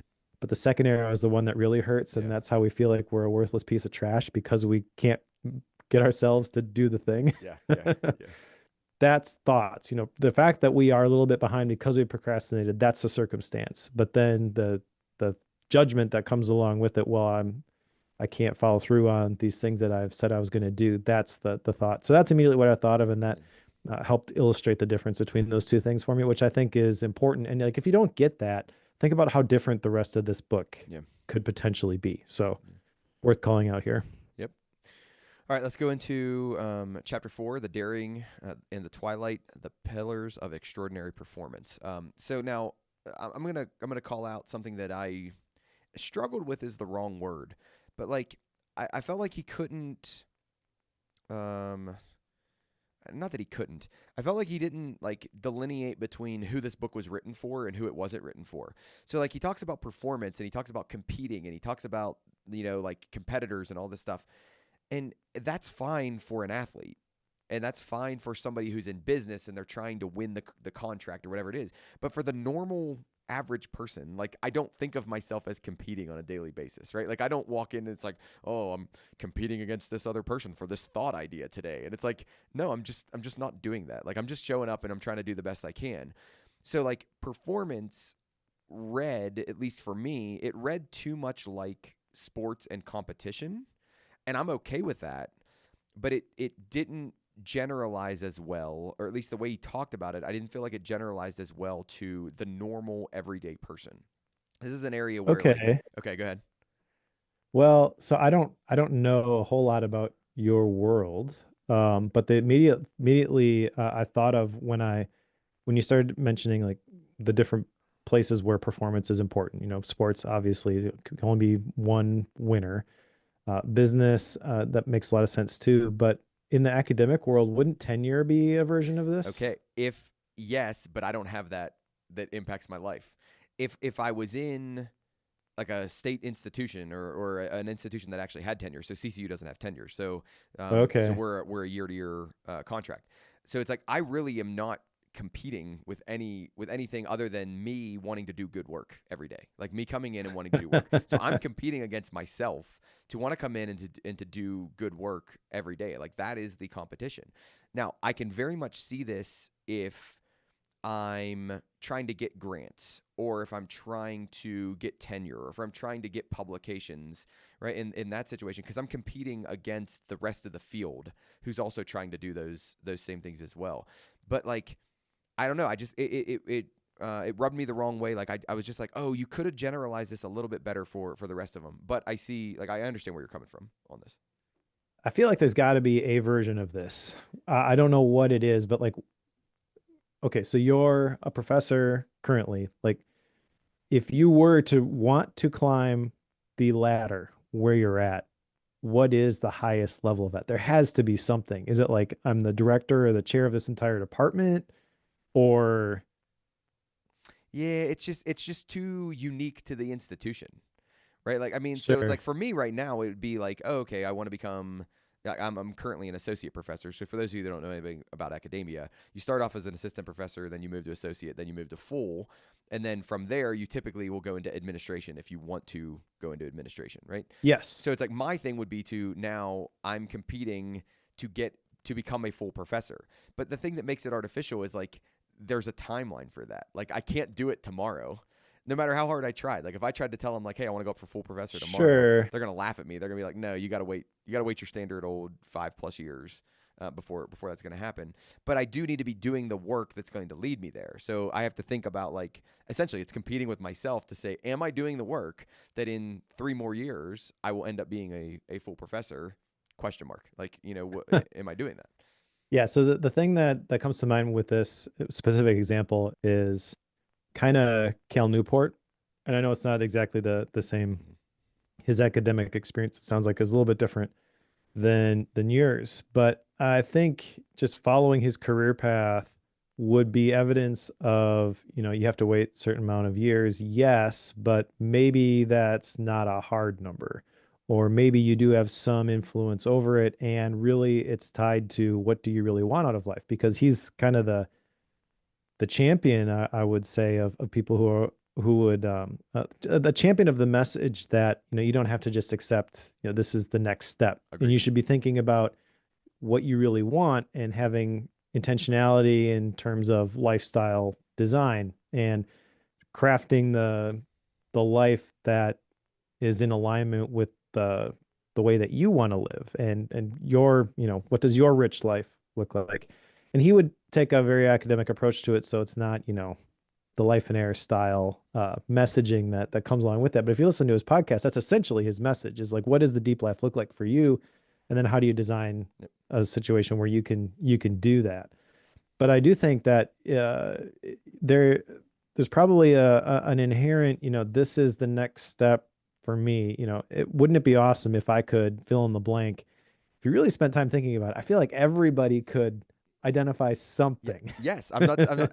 So okay. So I mean, we've probably hammered on this too long, but if he'd have called this chapter "The Pillars of Fullness of Life," because he uses that phrase Okay. all over the place, right? Like so, instead of the pillars of extraordinary performance, if he'd have said the pillars of fullness of life, I think it would have resonated more with the general audience, right? Like the non-athlete general audience. Okay. Let's get into the chapter. The chapter, it's really based on 3 different areas. It's based on love, wisdom, and courage. And Uh-huh. he unpacks love, wisdom, and courage. He throws in a really interesting, kind of crazy um, guy swimming in the Arctic Circle, right? And how he convinces That himself, story. and Holy how he cow. convinces himself to like swim what I don't even remember how long it was, 100 yards, something like that in the Arctic Circle. But it was basically like when you get in, you have like 15 seconds before you die, and you have to swim for like 2.5 minutes or something. So Mhm. how do you get in there and not die? Well, I'm not really sure how that related to love, wisdom, and courage, except for the courage part of it. But I'm sure he did a better job than I was able to grasp capturing that. So if you want to go into that, but love, basically, he'll summarize as lead with your heart. Yeah. Wisdom, he'll say, is expand your vision. Courage is be fully present, which I like this packaging, right? Like, so I like that he gets away from passion, right, and he gets into purpose, right? Like, I think that's a really, really strong point. Is this idea of love and leave it with your heart? Is, do you have this purpose that's actually going to allow you to stay with it? Wisdom is expand your vision, right? And it's basically like, don't get so focused in on that self-seeking, that, like, too narrow idea. Expand the vision about like what overall can actually help you achieve that greater purpose, something bigger than yourself. And then courage, how do we actually give your best? How do you actually be present? How do you actually be grateful in this thing that you've decided is your purpose, right? And I really like the packaging of this. I like this love, Mhm. wisdom, and courage packaging. I think it hits really well with me. So he talks about Zoe here as selfless actualization, and he's got the path to Zoe, that triangle, which, the choice, and then the next level is that love, wisdom, and courage that you're talking about, and then selflessness, fully engaged, resonance, and then extraordinary experiences. And I feel like that is the key to the story that he shared, but also this whole chapter Okay. is that to be fearless, you must be selfless. Okay. And this kind of ties to, in my mind, anyways, the idea of The Second Mountain by David Brooks, Okay. which I think we've talked about before, Mm-hmm. and how, like, really the best version of whatever goal or dream you have is the one that is going to benefit other people. And that was the thing that sticks with me with that story about the guy who's swimming in the Arctic Circle in a Speedo specifically. Yes. Like, Yeah. because you're trying to keep your body temperature from dropping so low that you're going to die. Like, there's literally somebody in a boat watching you while you are swimming, Monitoring ready to you, not just yank you watching out you, of the like yeah, monitoring your heart to make sure you don't die or to make something. sure Yeah. you don't die. Yeah, like, completely ridiculous. Why would anyone want to do this? The reason that he was able to do it, though, is because it was tied to a cause. Yeah. And I forget the specific cause, if it was global Climate, warming yeah, or climate whatever. activism or something. Yeah. Yeah, but like, the reason that he was doing this was not, to get his name in the record books. It was because he wanted to bring attention to this cause. And that, I think, is a really powerful idea. When you can connect to a vision that is bigger than you, then it's more powerful. And this is also where he blatantly calls out goals as being external outcomes that are not fully Mm-hmm. within your control.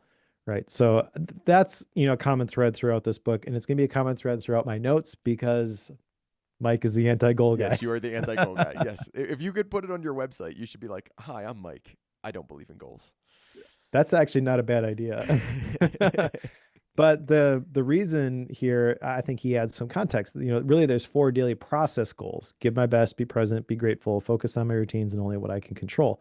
That is, it's hard to argue with that. Mhm. So he's not getting specifically to it just yet, but there's this idea of this vision, or this dream, where it's bigger than you. It's something that you're moving towards, but it's not specific, it's not measurable, it's not, time-based, realistic. You're not trying to achieve this outcome by a specific time, but this is something that is super important to me, so this is what I'm going to continually be working towards. And instead of getting so focused on, well, I got to win the championship, or I got to achieve this particular result, I'm going to focus on showing up every day and doing my best. Mhm. I feel like there's a lot there that is very profound in terms of just the title of the book, Inner Yeah. Excellence, like realizing your full potential. If you took that approach, you would probably be shocked at what you're able to accomplish. So I like this chapter, and I kind of see how he's building on this, like, layer on layer. You mentioned it took him 5 years to write this book. I think it's very evident, because he shows a lot of restraint in sharing these ideas. Mhm. This is something that I see a lot of people do, and I'm probably guilty of the same thing, where you write about something and you can talk intelligently about something, but the tendency is to share everything about the thing. And it's really hard to pare it down into, no, I'm just going to talk about this time. Yeah. And in context of a book where you've got 11 chapters and they have to build on each other, it can be even more difficult because of what you mentioned at the beginning. Tell them what you're going to tell them, tell them what you told them. Yep. Right. So he does a really good job of isolating specific things. And I think if you're not careful, the downside of that is that you lose some of the ways that all this stuff ties together. Yeah. Yeah. I did not resonate with the Zoe stuff. So like it just didn't click with me, and it still doesn't click with me. So it's like we could remove that whole section of of now the description of it and like the way he unpacks different things. Cool. The word like I could just not do with it. But there are two things that come out of this chapter as well that I can't move on without saying. The Theodore Roosevelt quote, right? And I'm going to read the whole thing because it's our podcast and I get to do that, right? Far better it is to dare mighty things, to win glorious triumphs, even though checkered by failure, than to take rank with those poor spirits who neither enjoy much nor suffer much, because they live in the gray twilight that knows neither victory nor defeat. I love that quote. Like, and that's, Yeah. he made the chapter title based on that, but it's basically like, get in the game. You're going to lose some, you're going to win some, but you're better off for playing, as opposed to being apathetic and sitting on the sideline. And I'm like, yes, like absolutely, like 100%, like that's wonderful. The other one I can't walk away from this chapter without saying is the unmasterable. Like, to be unmasterable, be unembarrassable, unoffendable, and unirritatable. And I think the reason why that clicks with me so much is because it is so hard to do that. It is so Yes. hard to be unembarrassable, unoffendable, and unirritatable. And it's like, but I see so much power in that. Like, if I could figure out a way, to not be embarrassed by something or to not be offended by something, it's like, wow, what control you would have over so many aspects of your life. Like, it's awesome. Like, I'd never heard anybody present it that way. Like, I think that's awesome. Yep. Totally agree. All right. So let's move to chapter 5, the Code of the Samurai. The samurai thing kind of caught me out of nowhere, right? Like, I wasn't really ready for us to start talking about samurais, but here we go. Code of the Samurai, how a group of warriors came to master their ego. We get into this idea of ego again. A couple of things that stand out for me in this chapter. He's got this 5-step process: beauty before bed, review the day from start to finish, find 3 beautiful moments, reprogram the mistakes and let go of the day, preview tomorrow, visualize. And I just think if you actually got used to this practice, it's a gratitude practice in my mind, right? Like, so what are you doing? You're reviewing your day. You're identifying gratitude. He says beauty, right? But in my mind, I would identify gratitude. And then you're saying like, and I messed up a bunch of times, and here are the ways I messed up. Let that go and restart, and let that go and restart. Mm-hmm. That was a big one. The other one, so for the folks who listen to the bootleg version of the show, you heard me talk about this, but he talks about discomfort and suffering. Brings up the book Chop Wood, Carry Water, which I've always wanted to read. So we're probably going to be looking at that one here in a couple books. But like, this idea of discomfort is part of life, and we try to avoid discomfort. We try to avoid not being happy or not being joyful or never feeling any pain. And it's just not realistic, right? Like, that isn't a realistic part of our life, that we just need to accept the fact that we are going to have times that are uncomfortable. We're going to have times where we actually suffer. And that's part of living in this world. And those 2 points were 2 of the ones I'll talk about right now, but those are 2 major points out of this chapter for me. Yeah. So the name, the Code of the Samurai, I forget the specifics of the story here, but it starts with this guy who was training to be a samurai, and then basically, like, as soon as he got done, the time of the samurai was basically over. Yep. Yeah. So at that point, the question would be like, well, was that a complete waste of time? Like, what do I do with this vow that I made? And that is the tipping point, essentially. So there's a figure here, 5.1, the lifeline of suffering and growth. And suffering is in the middle. Now, in the last chapter, we talked about Zoe, and then there's also the fear piece, that triangle, that was from chapter 2. Okay, so then the Zoe triangle goes on top of that. The choice is in the middle, right? The choice now is anchored in suffering, and you stack these together. You've got the life diamond that actually is from the previous chapter. But then here he shows the lifeline of suffering and growth, and it's a much simpler diagram where there's the thing in the middle, that the suffering, and then you have a choice. You can either embrace it or you can resist it, and that determines the direction that you're going to be going, up towards Zoe or down towards fear in the visual that he's described here. Now, this is interesting to me because you kind of hit on the word passion earlier, and I probably say this every other episode. That word does not mean what most people think it means. And I love that he has identified suffering here in the middle as like, we're all going to suffer. How are we going to deal with it? Because a large part of suffering is simply thinking that we shouldn't suffer. As Westerners, we're driven to be happy. However, without pain, there's no growth. So what is actually worth suffering for? And that's really where the word passion comes in, because the root of the word passion is the Latin word pati. It literally means to suffer. So you're going to suffer. Are you going to embrace it because you're connected to the vision? Why am I suffering? It's in service of this greater good. And when you do that, your perspective widens and you grow. That's the, going up in the diagram that he shares. But if you resist it and you're like, oh, this is wrong, I shouldn't be feeling any sort of pain, I should be happy all of the time, which is how most people think of passion. Yeah. Then you resist it, your perspective narrows, your pain increases. That leads to a very narrowly focused, fear-driven life where you're just trying to protect the status quo. Yep. So I 100% agree with this, and this resonates incredibly with me. Yeah. I love this visual. I think this is a great way to describe this. He's got a quote here at the end, which I love. Live as though you'll die tomorrow and prepare as though you'll live forever. Yeah. I mean, if I was going to take an action item that there's no way I'll ever complete from this book, that would be it. I've got some different action items. That's not actually an action item for me, but like, that's really what you're after. And he speaks to this so, I was going to say intelligently, but that's not really it. It's really clear. Yeah. There's not a whole lot of, like, what's that book that we read, the conversation between the two people? Courage, the courage to be disliked. Courage to be disliked. Yeah, where you kind of like, it's wrapped in a narrative and you have to kind of tease out the things. Jim Murphy is like telling you exactly how it is. Yeah. And you really, when he explains it, it's like, yeah, I can totally see that. Now, what are you going to do with it? That's the hard part. He talks about the 8 attachments here, where it's how others see you, your money and your possessions, what you want. So your goals, again, goals are bad. Not just me. Jim Murphy would say that too. Yep. Comfort, your past, how things are, the status quo, your expectations, and yourself.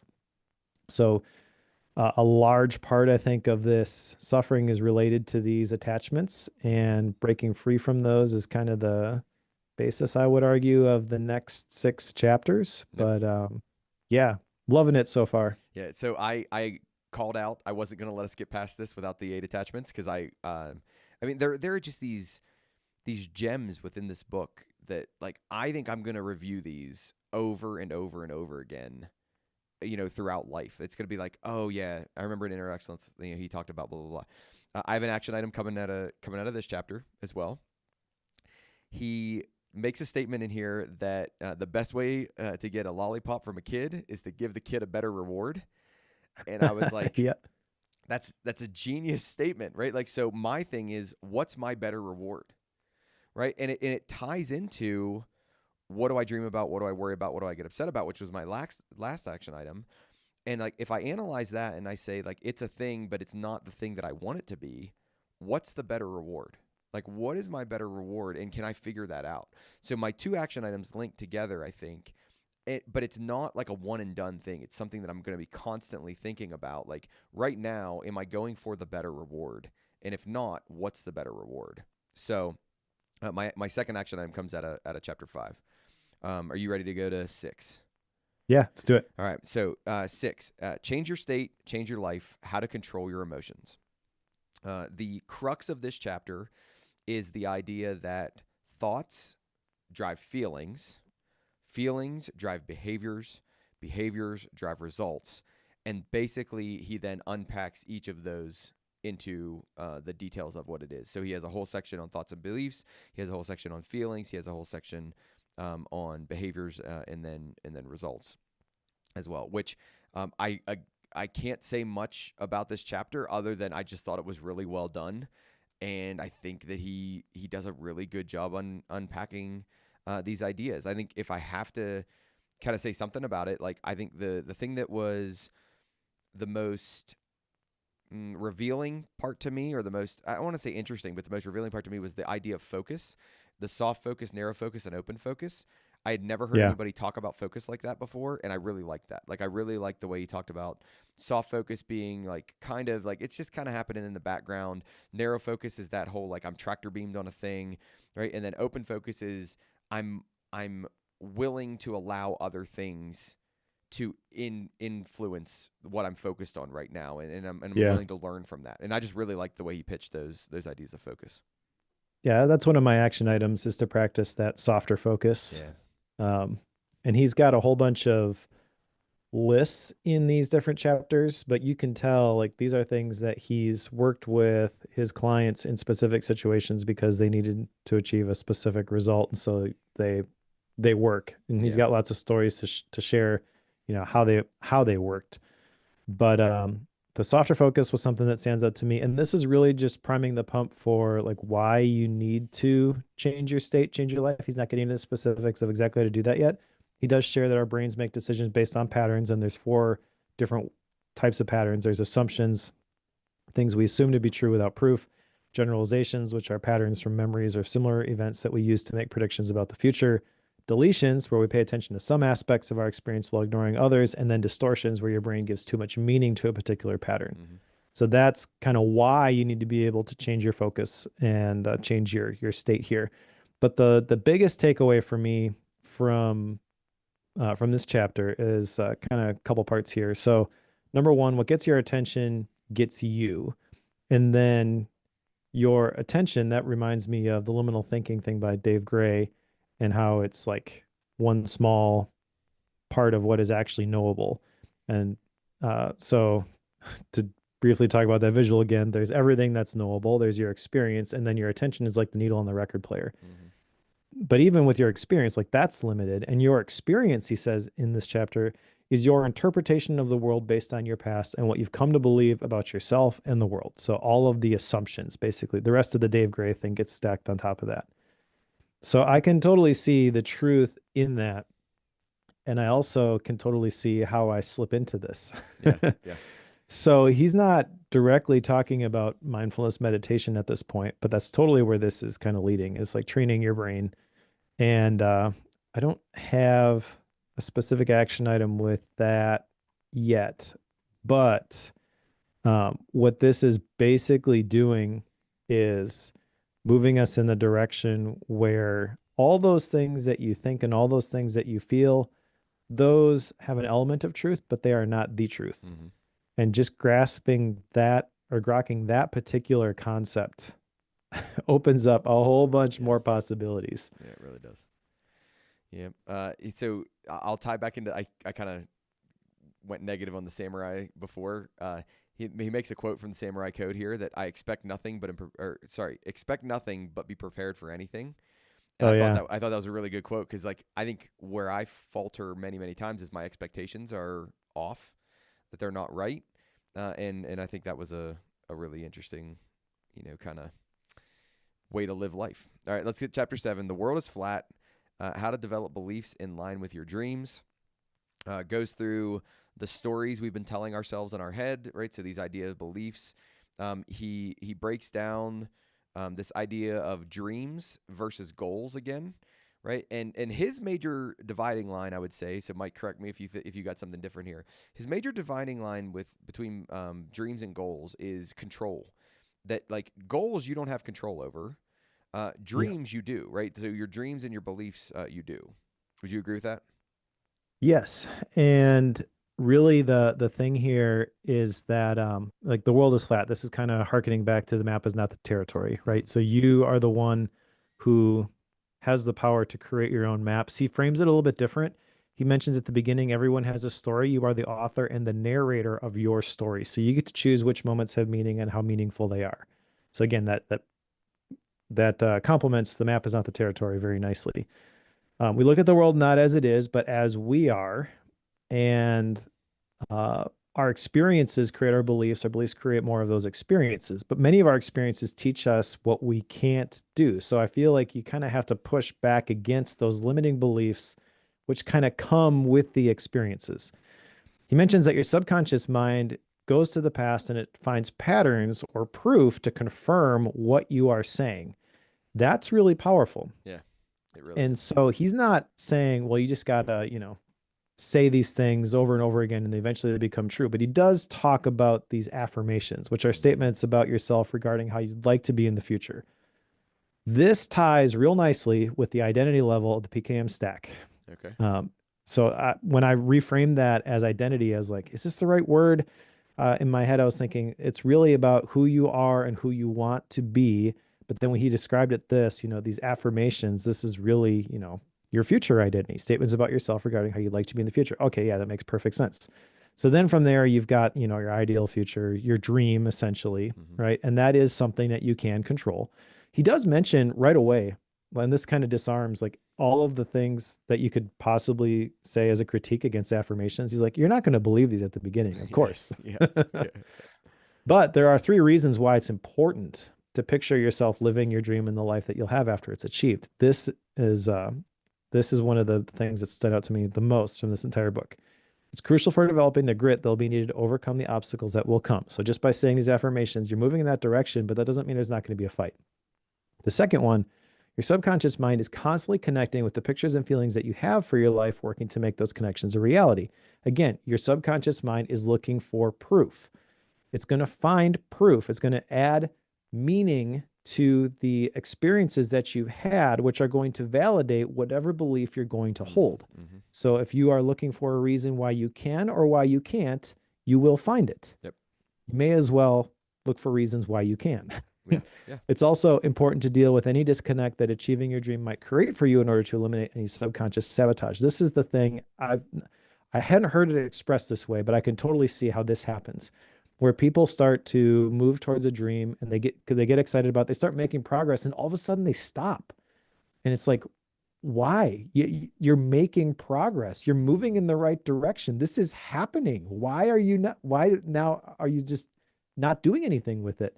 And I think it's because they don't, there's something that's scary or uncertain. If they really do this thing, they're going to have to reconcile something else that they don't know how that's going to happen. And so it just keeps them from taking the action. And that, I get it. That is scary. And at that moment, my advice would be to embrace like Tim Ferriss' fear setting. Like, okay, let's just play this out. Yeah. Let's take it to its logical conclusion. This worst case scenario that you're scared of, like, let's define it. Okay, so that's the worst case. Now what's the best case? The truth is probably somewhere in the middle there. And what could you do if the worst case actually happened? There's things that you could do to mitigate against that, right?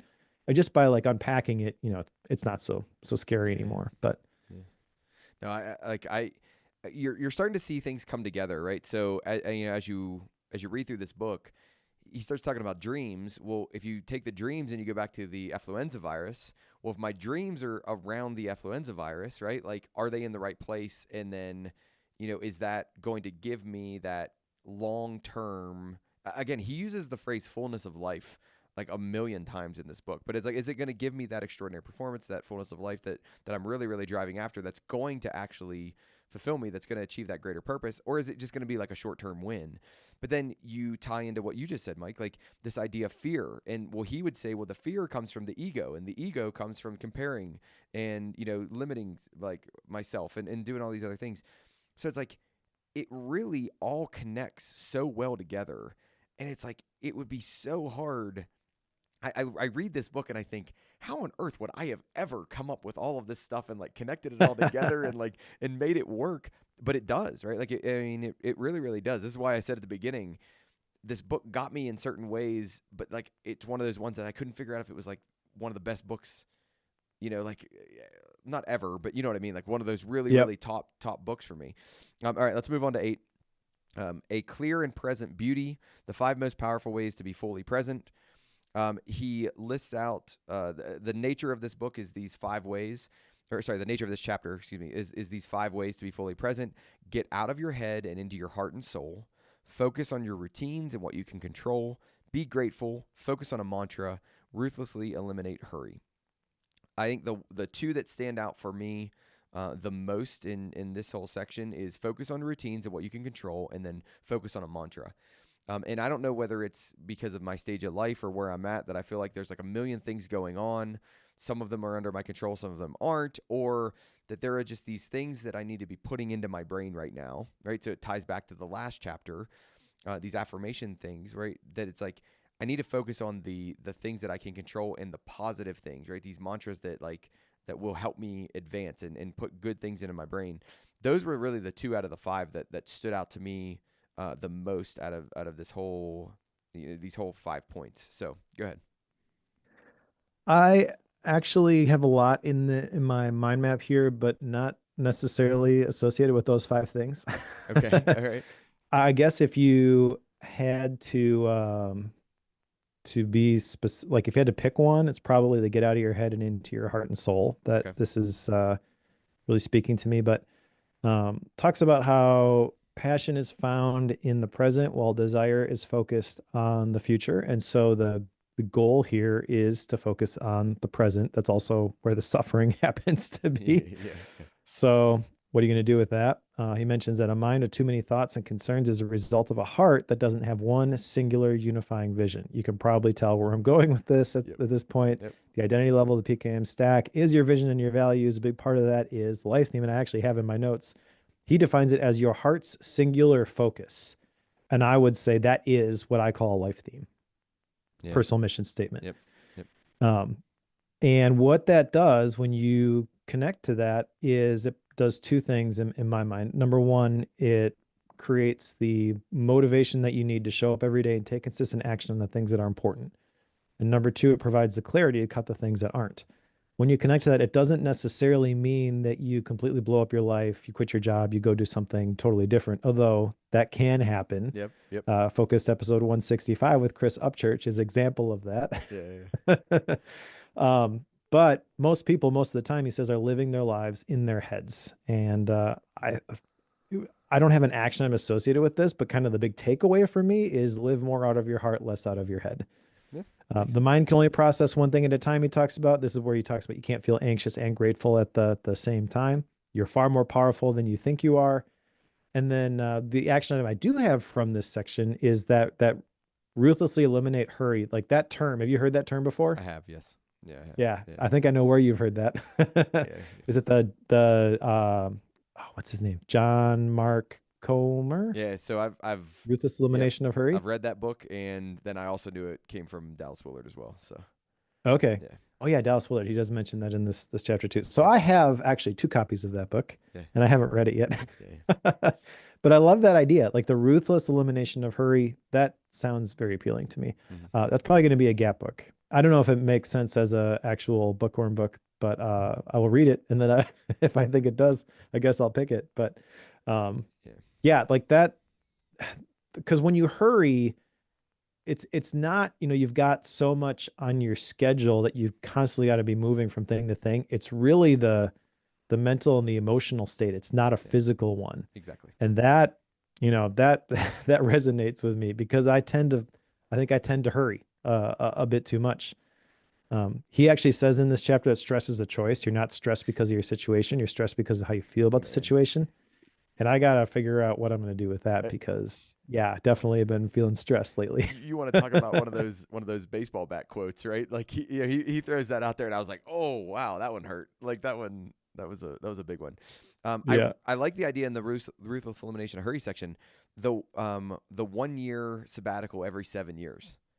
Man, if we could somehow get that to be like part of our culture, that would be amazing, right? Like, so the 1 day per week, we've got that part of our culture.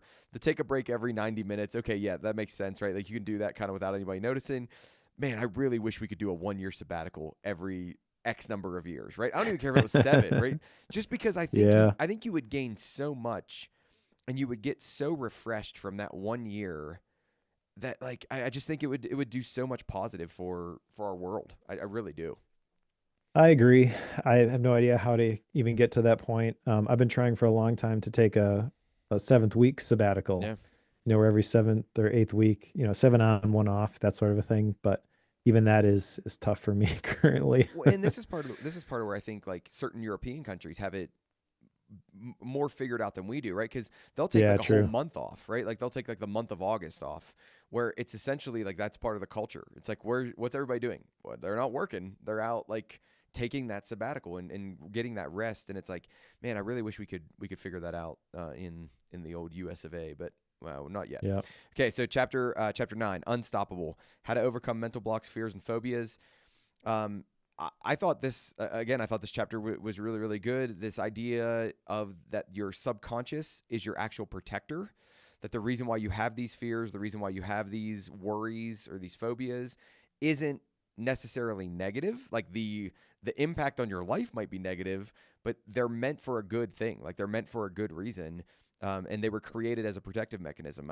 I thought that was a really good aspect. For the last couple chapters, he's actually started to get more practical in giving strategies to think about some of these things and to Yep. work through some of these things. And this is probably the one I want to call out the most is this idea of fixing the phobias. And he goes through these different ideas to remove the pain or reprogram, to reprogram mental blocks. And he gives, at least four. I jotted down 4 different ways to work through these. And I just thought these were really, really powerful, like ways to work through and reprogram or rethink about these phobias and these fears. I won't go through them all just for the sake of time, but like if that's something that you wrestle with, chapter 9 is really a practical, tangible way to work through these. Yeah, the thing that I loved from this chapter is really describing the 3 jobs of your subconscious mind, which is to sift through all the incoming sensory information to decide what's relevant to you and whether any of it is potentially dangerous. Run your life in the background so you don't have to think about every little thing that you do, and Yep. line up your circumstances and results with your beliefs. So if that's, once you understand that this is what your subconscious mind is doing, you can kind of see how maybe it's making some errors. Yeah. Yep. So what can you do about that? You can give it more relevant information, I guess, in order to make those connections and identify those patterns, which is really at the heart of his 4 steps to removing mental blocks. Mm-hmm. But that part, it's cool if you're going to identify a specific situation where you want to apply that. But for me, the takeaway is more broad, where really our brains treat all the danger that we experience the same way. You kind of talked about that. But then also everything that we watch, read, and listen to, all of the things that we experience, those things are having an impact on our actual brains. Yep. So it's really important to curate your sources. Yes. And I feel like I've been beating that drum for a while, but this chapter just kind of adds more context for me, I guess. This is really at the heart of the whole PKM stack framework for me, because I recognize that when you are just mindlessly consuming information that the algorithms are throwing in your face, their goal is to keep you engaged with the platform regardless of what it does for you. So you consume that information, you feel like you're not creative because it influences the quantity and the quality of the ideas that you have, which also your mind, your subconscious mind is taking those ideas and it's creating this lattice work of what it thinks is actually reality, and that determines the actions that you take. Well, that's the default life. You're living it from the bottom up. But when you can anchor it in your identity, which I love that term more than anything, more than ever at this point, having gone through this book, your vision and your values, your what you believe about who you are and the world at large, what is actually possible, then that acts as the filter, and that goes from the top down now. So based on that identity, you are more selective about the things that you engage with. You have more and better ideas. And ultimately, instead of feeling FOMO because there's the answers out there somewhere and I got to consume all the things and eventually I'll find the right thing, you've got peace, you've got calm, and you are selective about the things that you're consuming because this is actually useful. I would like to think that most people who listen to Bookworm have at least a little bit embraced that mindset already. Yeah. And they're looking for something fun to listen to maybe on the way to work, but they recognize that a podcast talking about big ideas and books is more valuable than the latest Entertainment Tonight gossip or whatever it was, Yeah, exactly. I used to listen to a lot of like the ESPN talk shows, and after a while, it's just like, if I miss a day, it doesn't really matter. Yeah. Like I'm with you. it's fun in the moment, PTI and Around the Horn, like those were my jam. Yeah, yeah. I'm in the same boat. Like I used to do that, and then certain tech podcasts, right? It was like, yeah, if I miss, Yeah. it's not that big of a deal, right? Like, but I mean, the ideas that we're unpacking here are pretty interesting, and in this book, it's got a bunch of them. It's got a bunch of them. Yeah. All right. So, chapter 10, the hero and the goat.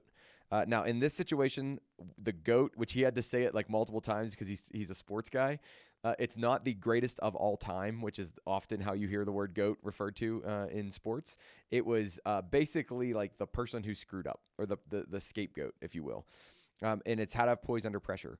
So he's trying to unpack this idea of, how do I get resonance? So he talks about resonance throughout the book. He really, I think, is this the chapter where he hits it the most? I think it is, where he really drives Probably. home resonance. Okay, so Yeah, because he's got three things that get in the way of the flow state and resonance, which is overanalysis, a cluttered mind, self-consciousness, which is concern for what people may think if you perform poorly or choke, and then constant judging of circumstances and results. Yep. And the big thing from this, like the flow state and resonance, heard that before. I like the framing of resonance here, but the big takeaway for me is like trying to beat your opponent is a distraction. There's a quote. He says, "I expect nothing. I can handle anything." And then anything that you can't control is how it's supposed to be. Those are very challenging Oh thoughts that I yes. really got to wrestle with. Oh yeah. Anything you can't control is how it's supposed to be. It's like, oh man, and that's where the practical side of me gets a little too like, oh, that's a little too fluffy, right? But I think I don't think it is. I think it's just like you said. I think the way you described it's much better. Is I really got to wrestle with that. Like that's an important concept, an important idea. Yeah, so if you think about anything that you can't control is how it's supposed to be. I mean, going back to the story about the swimmer with the Speedo in the at the North Pole, it doesn't mean that you're not trying to affect change, but really when I think about that, it's really the the circumstances around me that I don't like. Those are the natural output of the systems at work in the world. Mm-hmm. So it's not worth getting upset because this is the way that the dice landed. It's really, this is the result of the system. Yeah. So you can fight to make change in the system, I would argue.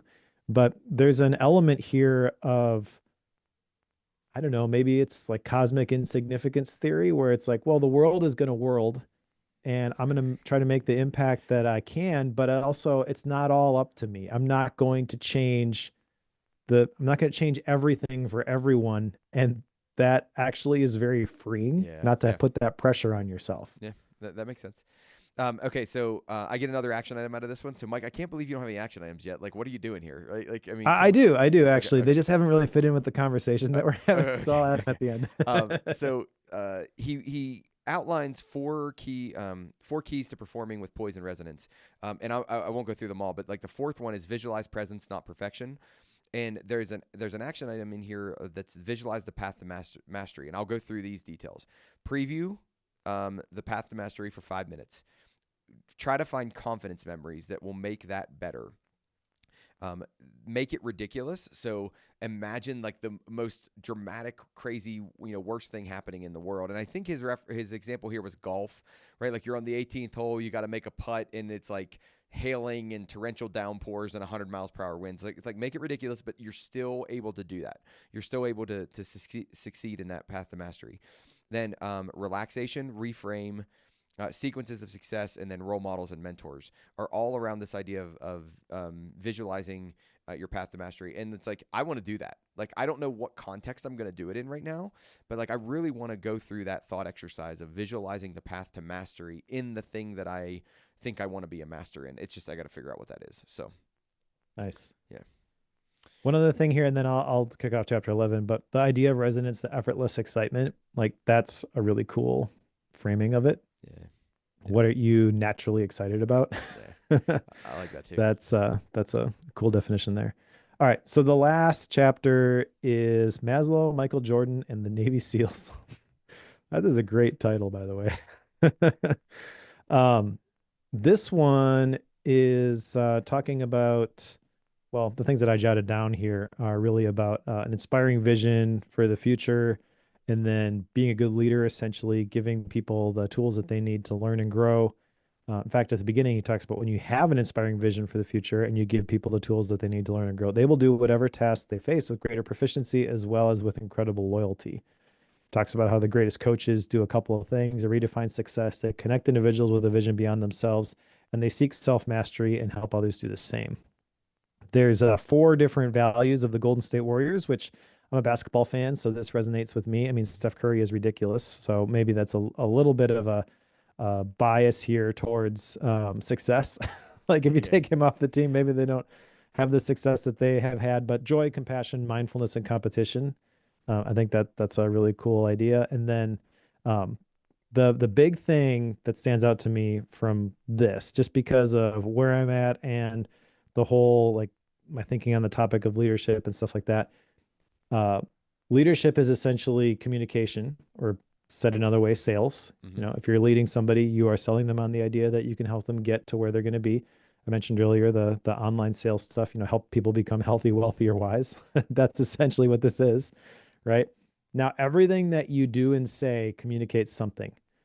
Ouch. So if I'm not being intentional about the things that I am doing and saying, I am doing and saying things that are maybe communicating a very different message than what I had hoped to communicate. Yes. And I got to take responsibility for that. Yeah. No one is responsible for that except for me. It doesn't matter what I'm going through. It doesn't matter what I'm feeling. Ultimately, people are watching me and I have a responsibility to them to do the right thing. He also talks about pacing and leading, which is an interesting idea. I'd not come across this before, but pacing is basically where you gain rapport by matching the other person's posture and posture, physiology, tone, and words in a subtle way. So it's sort of like you're mirroring them or mimicking them. You know, what's that concept? Matching? I don't know. Where I like understand if what you're you're talking about. walking with somebody, you find yourself walking in step with them. Yep. That's essentially what this is. Like do that before you would ever try to lead somebody, get them to change, go in a different direction, Yeah. which is so brilliant and so much more effective than so many other things that I have heard said so many other ways. Like I would forget all that crap. yeah. Just do this and you'll get better results. I would never have thought of it or worded it this way at all. But it's like this is like I can want to teach a student a concept as much like you know, and I can be so passionate about teaching them a concept, and if they're not there, it doesn't matter. So I have to Yep. meet them where they are and then get them to the level I want to get them to, or else it's just you know you're beating your head off the wall. You talked about the whole talking to the person, but really talking to everybody else. Man, you want to talk about a gut punch. Like I read this one and I was like, oh shoot. Like, so you have multiple children, I have multiple children. And it's like, oh, well, when you're disciplining the other child, you're really talking to all of the children, right? Like and I was like, oh man, like that is so true. You know, you're coaching soccer, or you're coaching flag football, you're coaching whatever you're coaching. When you're teaching the person to do what you want them to do, you're really teaching the entire team. And I was like, Yeah. oh my goodness, like this is so like if nothing else, that statement alone is like life changing might be too dramatic, but at the same time, I don't know if it's true because it's like it changes your whole approach to how you talk and interact with people. Like, oh, it was just so good. It was just so good. I don't think it's an overstatement, to tell you the truth. I think it's probably accurate. Yeah. The other thing that I liked out of here, well, 2 other things. One mentions like a throwaway comment. Every goal that you ever set and every result that you ever get is in the past or the future. Yep. Yeah. So it kind of doesn't matter. Right. But then Uh, the other one is the story of John Wooden, who I really like John Wooden. And I did not know this about him, but apparently he didn't scout other teams and he didn't recruit.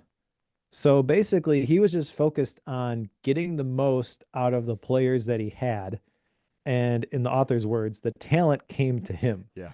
which is pretty amazing. If that is true, and I don't doubt that it is, like I mean, that's a message that'll preach right there. Oh yes. Oh yes, it will. All right. So we need to start wrapping this up. But we've got a conclusion, and then Mike, I don't know if you want to talk about it or not. We talk real quick. I don't need to talk about the professional athlete's experience with inner excellence, like the testimonials. Like I'm good not talking about those. Are you okay with that? Yeah, that's fine. Okay, cool. So there, just so if you didn't read the book yet, there's a whole section, or like it's like 3 like little mini chapters where he gets people's experience. A professional golfer, a ski jumper, like a water ski Yep. jumper, and then a third one that I don't remember right now. But let's go to the conclusion. So it's titled "Conclusion: A New Way of Life." In this one, I didn't get a ton out of this. It was really, in my mind, he was recapping a lot of what he's already talked about in the book. But the short little phrase, or short little series of phrases that I got out of this was steady hand, clear mind, unburdened heart. Right? That if you can focus life with a steady hand, a clear mind, and an unburdened heart, you're on a path to inner excellence, as he would say it, or where you want to be. And I was like, wow, okay, like there it is. Other than that, I didn't get a ton out of the conclusion.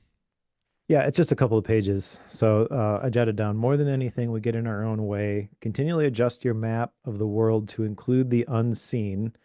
And then he mentions the concept again, which was a theme throughout the book, of living wholeheartedly. And that stands out to me because I met a woman at Sean Blanc's Focus Like a Boss workshop. Her name was Amy, and I'm blanking on her last name now. She was a guest on Focus, so I will put the link to that in the show notes. But she basically has a business where she helps people take the Enneagram assessment and then apply it to their lives. And that has both personal application, you're working in the way that's authentic to your true self, the way that you're wired, but then also interpersonal application, where if I'm wired this way, you're wired that way, we got to figure out how to work together. So I think that is a really cool idea. And that's where I first heard the term wholeheartedness, or living wholeheartedly. And I think that is a really cool idea. I think it's a great way to encapsulate the book. Like, if you are going to apply inner excellence, what does that look like? What does success look like? It is living with your whole heart and less out of your head. And that's just, my 2 cents on this. And obviously my perspective is mine based on my experiences and things. So maybe it's just, that's what spoke to me, but that is, I think, a great way to wrap this up. Yeah. All right. So I've talked about my action items. I'll recap those real quick as Mike's thinking about the ones he's going to put down. But I've got 3 of them.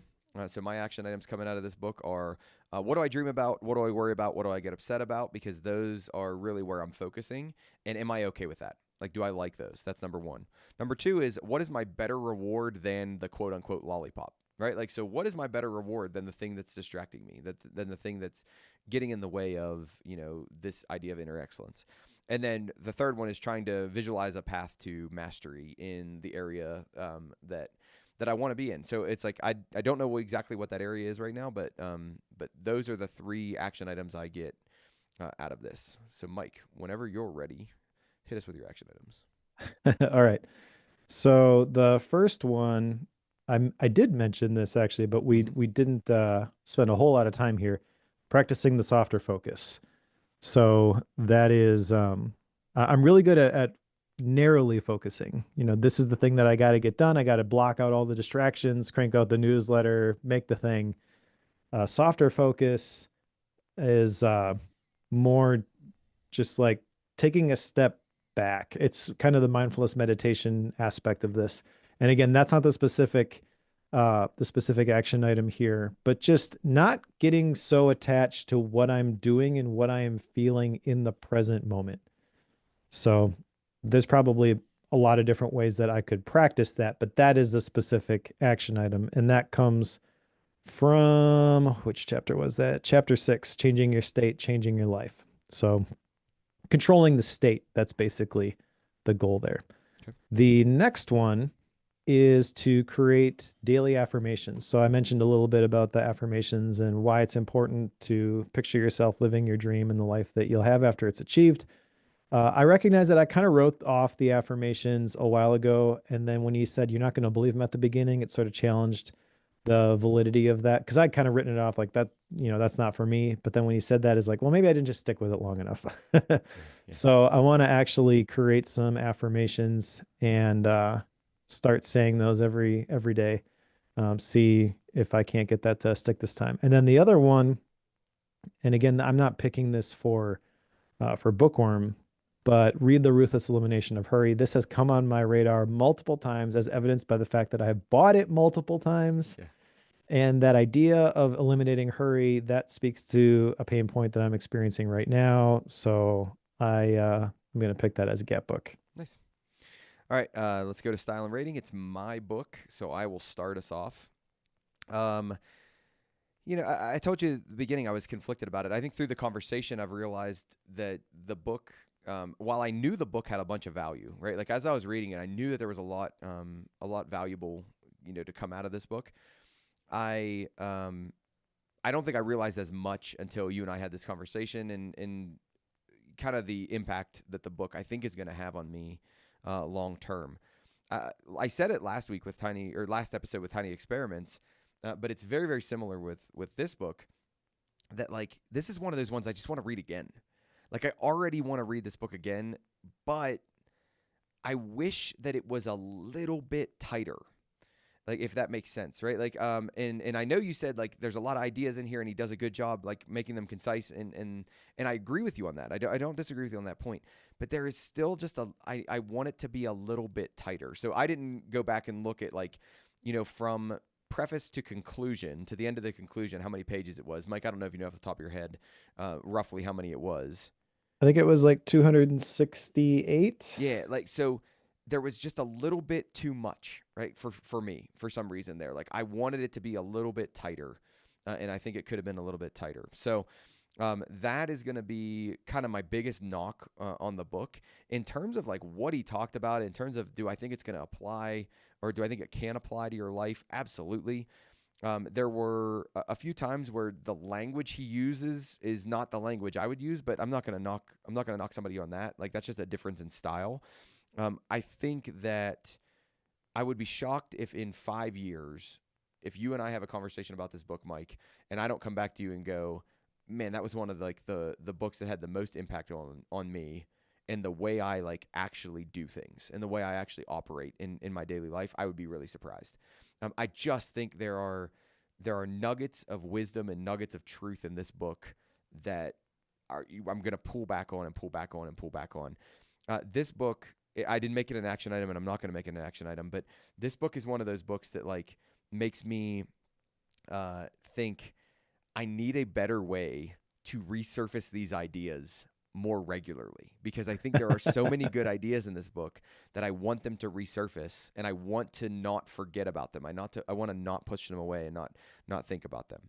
So I think I'm going to rate this book. I'm going to give this book a 5-star rating. I think this is a 5-star book.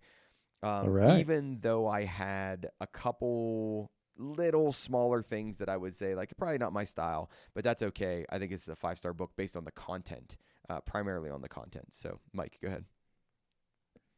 All right. Well, there was a thing in the back of the book where he mentions you can get some additional tips and things by joining the newsletter. Mm-hmm. And it's not like a toolkit necessarily. It's literally just the newsletter, looking at his website. So I haven't actually done that. Maybe he does have some resources there though, which could do what you were describing, help resurface these things without having to reread a 268 page book. Yep. That being said, I absolutely love this book. I'm going to give it 5 stars as well. And I disagree. I think that it could have been a little bit tighter. I'm not sure what I would have cut. All the stories that he shared, I felt like were relevant. Some of them maybe were a little bit hard to relate to because I'm not a world-class athlete. Valid. It's valid. But also, like, that's who this is written for, So this is really speaking not to where I'm at, but like where I would like to be. And I think it's generally applicable to just about anybody. I was a little bit surprised to hear you talk at the beginning about how you had a little bit of trouble generalizing it to your situation, but I guess I can see that. But I think that it's probably a way to do that if you're willing to put in the work and dig through it. Oh, I think so too. Yeah. So I don't think I would hesitate to recommend this to anybody. The only one that's not gonna really like this is the person who really isn't into self-development yet. Like they're maybe kicking the tires and they don't like reading the books yet, so they're listening to Bookworm and they're hoping to grok the big ideas. Or Yeah. you think Blinkist is the best thing on earth, and so you read the 15-minute things and you're like, there, I got it. Then don't bother with this one. Yeah. But if you are gonna put in the work and put some weight on the bar when you go to the gym, this is you're gonna get some results from this. I feel. I think it honestly, if you apply these concepts I was talking about, I think it would be hard not to see some sort of positive Oh, I change. agree. Agree completely. Yeah. Now, is there a version of this which maybe is a little bit more practical and applicable? I think maybe there is. I think maybe it is another book that he wrote called The Best Possible Life, which was released November 7th of last year. Have you Okay. seen this one? I haven't seen that one. No, I didn't see that. So this is a shorter 191 page paperback on Amazon currently. If you were to design the best possible life you could imagine, what would you include? Perhaps a beautiful house on the water, deep enriching relationships, a job you love, days filled with joy, meaning free from anxiety and doubt. And it's helping you craft this is my impression. I just ordered it. I have not looked at this yet, but essentially, the subtitle here is How to Live with Deep Contentment, Joy, and Confidence No Matter What. And the title is kind of like this pencil sketch. This is the blueprint. And I feel like this is something that's really powerful. I try to help people do this with the life theme stuff. So I'm 100% on board with this idea already. If you're a little bit skeptical, maybe it's not for you. Yeah. Definitely not what I expected. To be honest, I figured this would be very like corporate. Here's how you know, crush the sales and Yeah. that sort of thing. That's not it at all. It skews way more towards the world-class athlete, the top performer. And I think maybe that is going to be a little bit hard for some people to relate to as well. Yep. But also it's aspirational. Like we're not in that situation, but everyone, I shouldn't say everyone, people who have bought into the idea of personal development to a certain degree, I think, all have a little bit of that Yeah. deep down. And so, like, if that is what you're after, it's hard to think of a better resource currently. I thought this would be, too big of a leap. I wouldn't be able to picture myself applying the concepts from this book. I thought it would be kind of over my head, to be honest. Because I'm not a PGA Tour golfer, which is what all the blurbs are from. Yeah. Yeah. I'm not Tiger Woods. I'm not trying to set any world records. But yeah, I was very pleasantly surprised. And great book. Good. Good. Good. So that is what do we call them, Mike? Golden book. Yep. Yeah, it's a Golden book. book. It's a double 5-star. Check the chapter art. Yeah. All right. So let's go to upcoming books next. Mike, you have our next book, and what is it? Yeah, the next book is one that I picked up a while ago, but haven't actually started reading yet, and that is the 5 Types of Wealth by Sahil Bloom. Shared last time I heard Sahil talk at a Craft and Commerce a couple of years ago when he was just starting the process of building the email list in order to launch this book. He's had a very successful launch. It's kind of cool to see the success that he's had because he was pretty successful at the time. He had 100 some thousand people on his email list, but he's grown a ton since then. And I just really like his message, his style. Yeah. I think this is going to be a really good one that is going to, again, be very challenging. Yeah, maybe we should have picked a fluffier book in between, but yeah, this is going to be a good one, I think. Awesome. All right. My next book, so if you're tracking along with us, will be called Wild Courage: Go After What You Want and Get It. This comes from Mike. Recommendation from Mike. The kind of the tagline of it is, to be successful, you need to be weird, selfish, shameless, obsessed, noisy, manipulative, brutal, reckless, and bossy, and that takes courage. So that's a very intriguing tagline for us, and I'm excited to see what this one's all about. So I like it when Mike gives me good book recommendations. Mike, do you have any gap Hopefully this is a books? good one. I haven't read it yet. Well, I'm sure it can't be that bad, right? Do you have any gap books right now for us? I do. I mentioned The Ruthless Elimination of Hurry by John Mark Comer. I'm not sure how to pronounce his last name. Sorry. This has been one that has popped up on my radar multiple times. It was not referenced explicitly in this book, but the term was used, The Ruthless Elimination of Hurry, and definitely something that is relevant to me right now. Nice. So I want to at least start that book. No promises I'll finish it because the 5 Types of Wealth is a pretty big one. Yeah. But I am not taking on a Gap book right now. That doesn't mean I won't have something in my ears. But that's not that's listening. That's not reading. So, but at right. but at the same time, I can't take on another one, especially with the 5 Types of Wealth coming up. So, That's fair. With that, let's go ahead and put Inner Excellence on the shelf. Let's pick up the 5 Types of Wealth by Sahil Bloom. Sahil Bloom.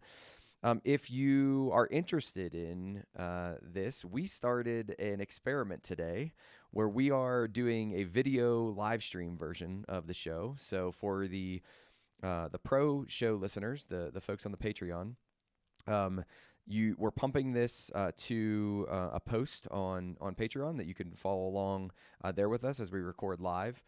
You'll get to see our mugs as we talk about the book, and we'll have our little logo down there. And as far as I think, it went successfully today. So we're going to keep doing this as we go through. The other benefits of becoming a member, a Patreon subscriber would be you get a bookworm wallpaper. You get the bootleg version of the show. So from the moment we start the call, you're going to get that version of the show. You also get a pro show. So when we start selling ads, which we have a few coming up here in the near future, those will be scrubbed from the recording. And I'm trying to think, Mike, what else? I feel like I'm missing something. That's the big thing. Yeah. So nope.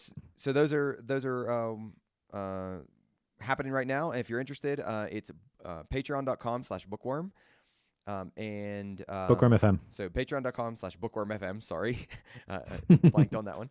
Patreon.com/bookworm FM. It's $7 a month, and it just helps us support the show through hosting and the different things that we need in order to keep the show going. So thanks for everybody who supports us, and thanks for anybody who can support us in the future. All right. So if you're reading along with us, pick up the 5 Types of Wealth by Sahil Bloom, and we'll talk to you in a couple of weeks. See y'all.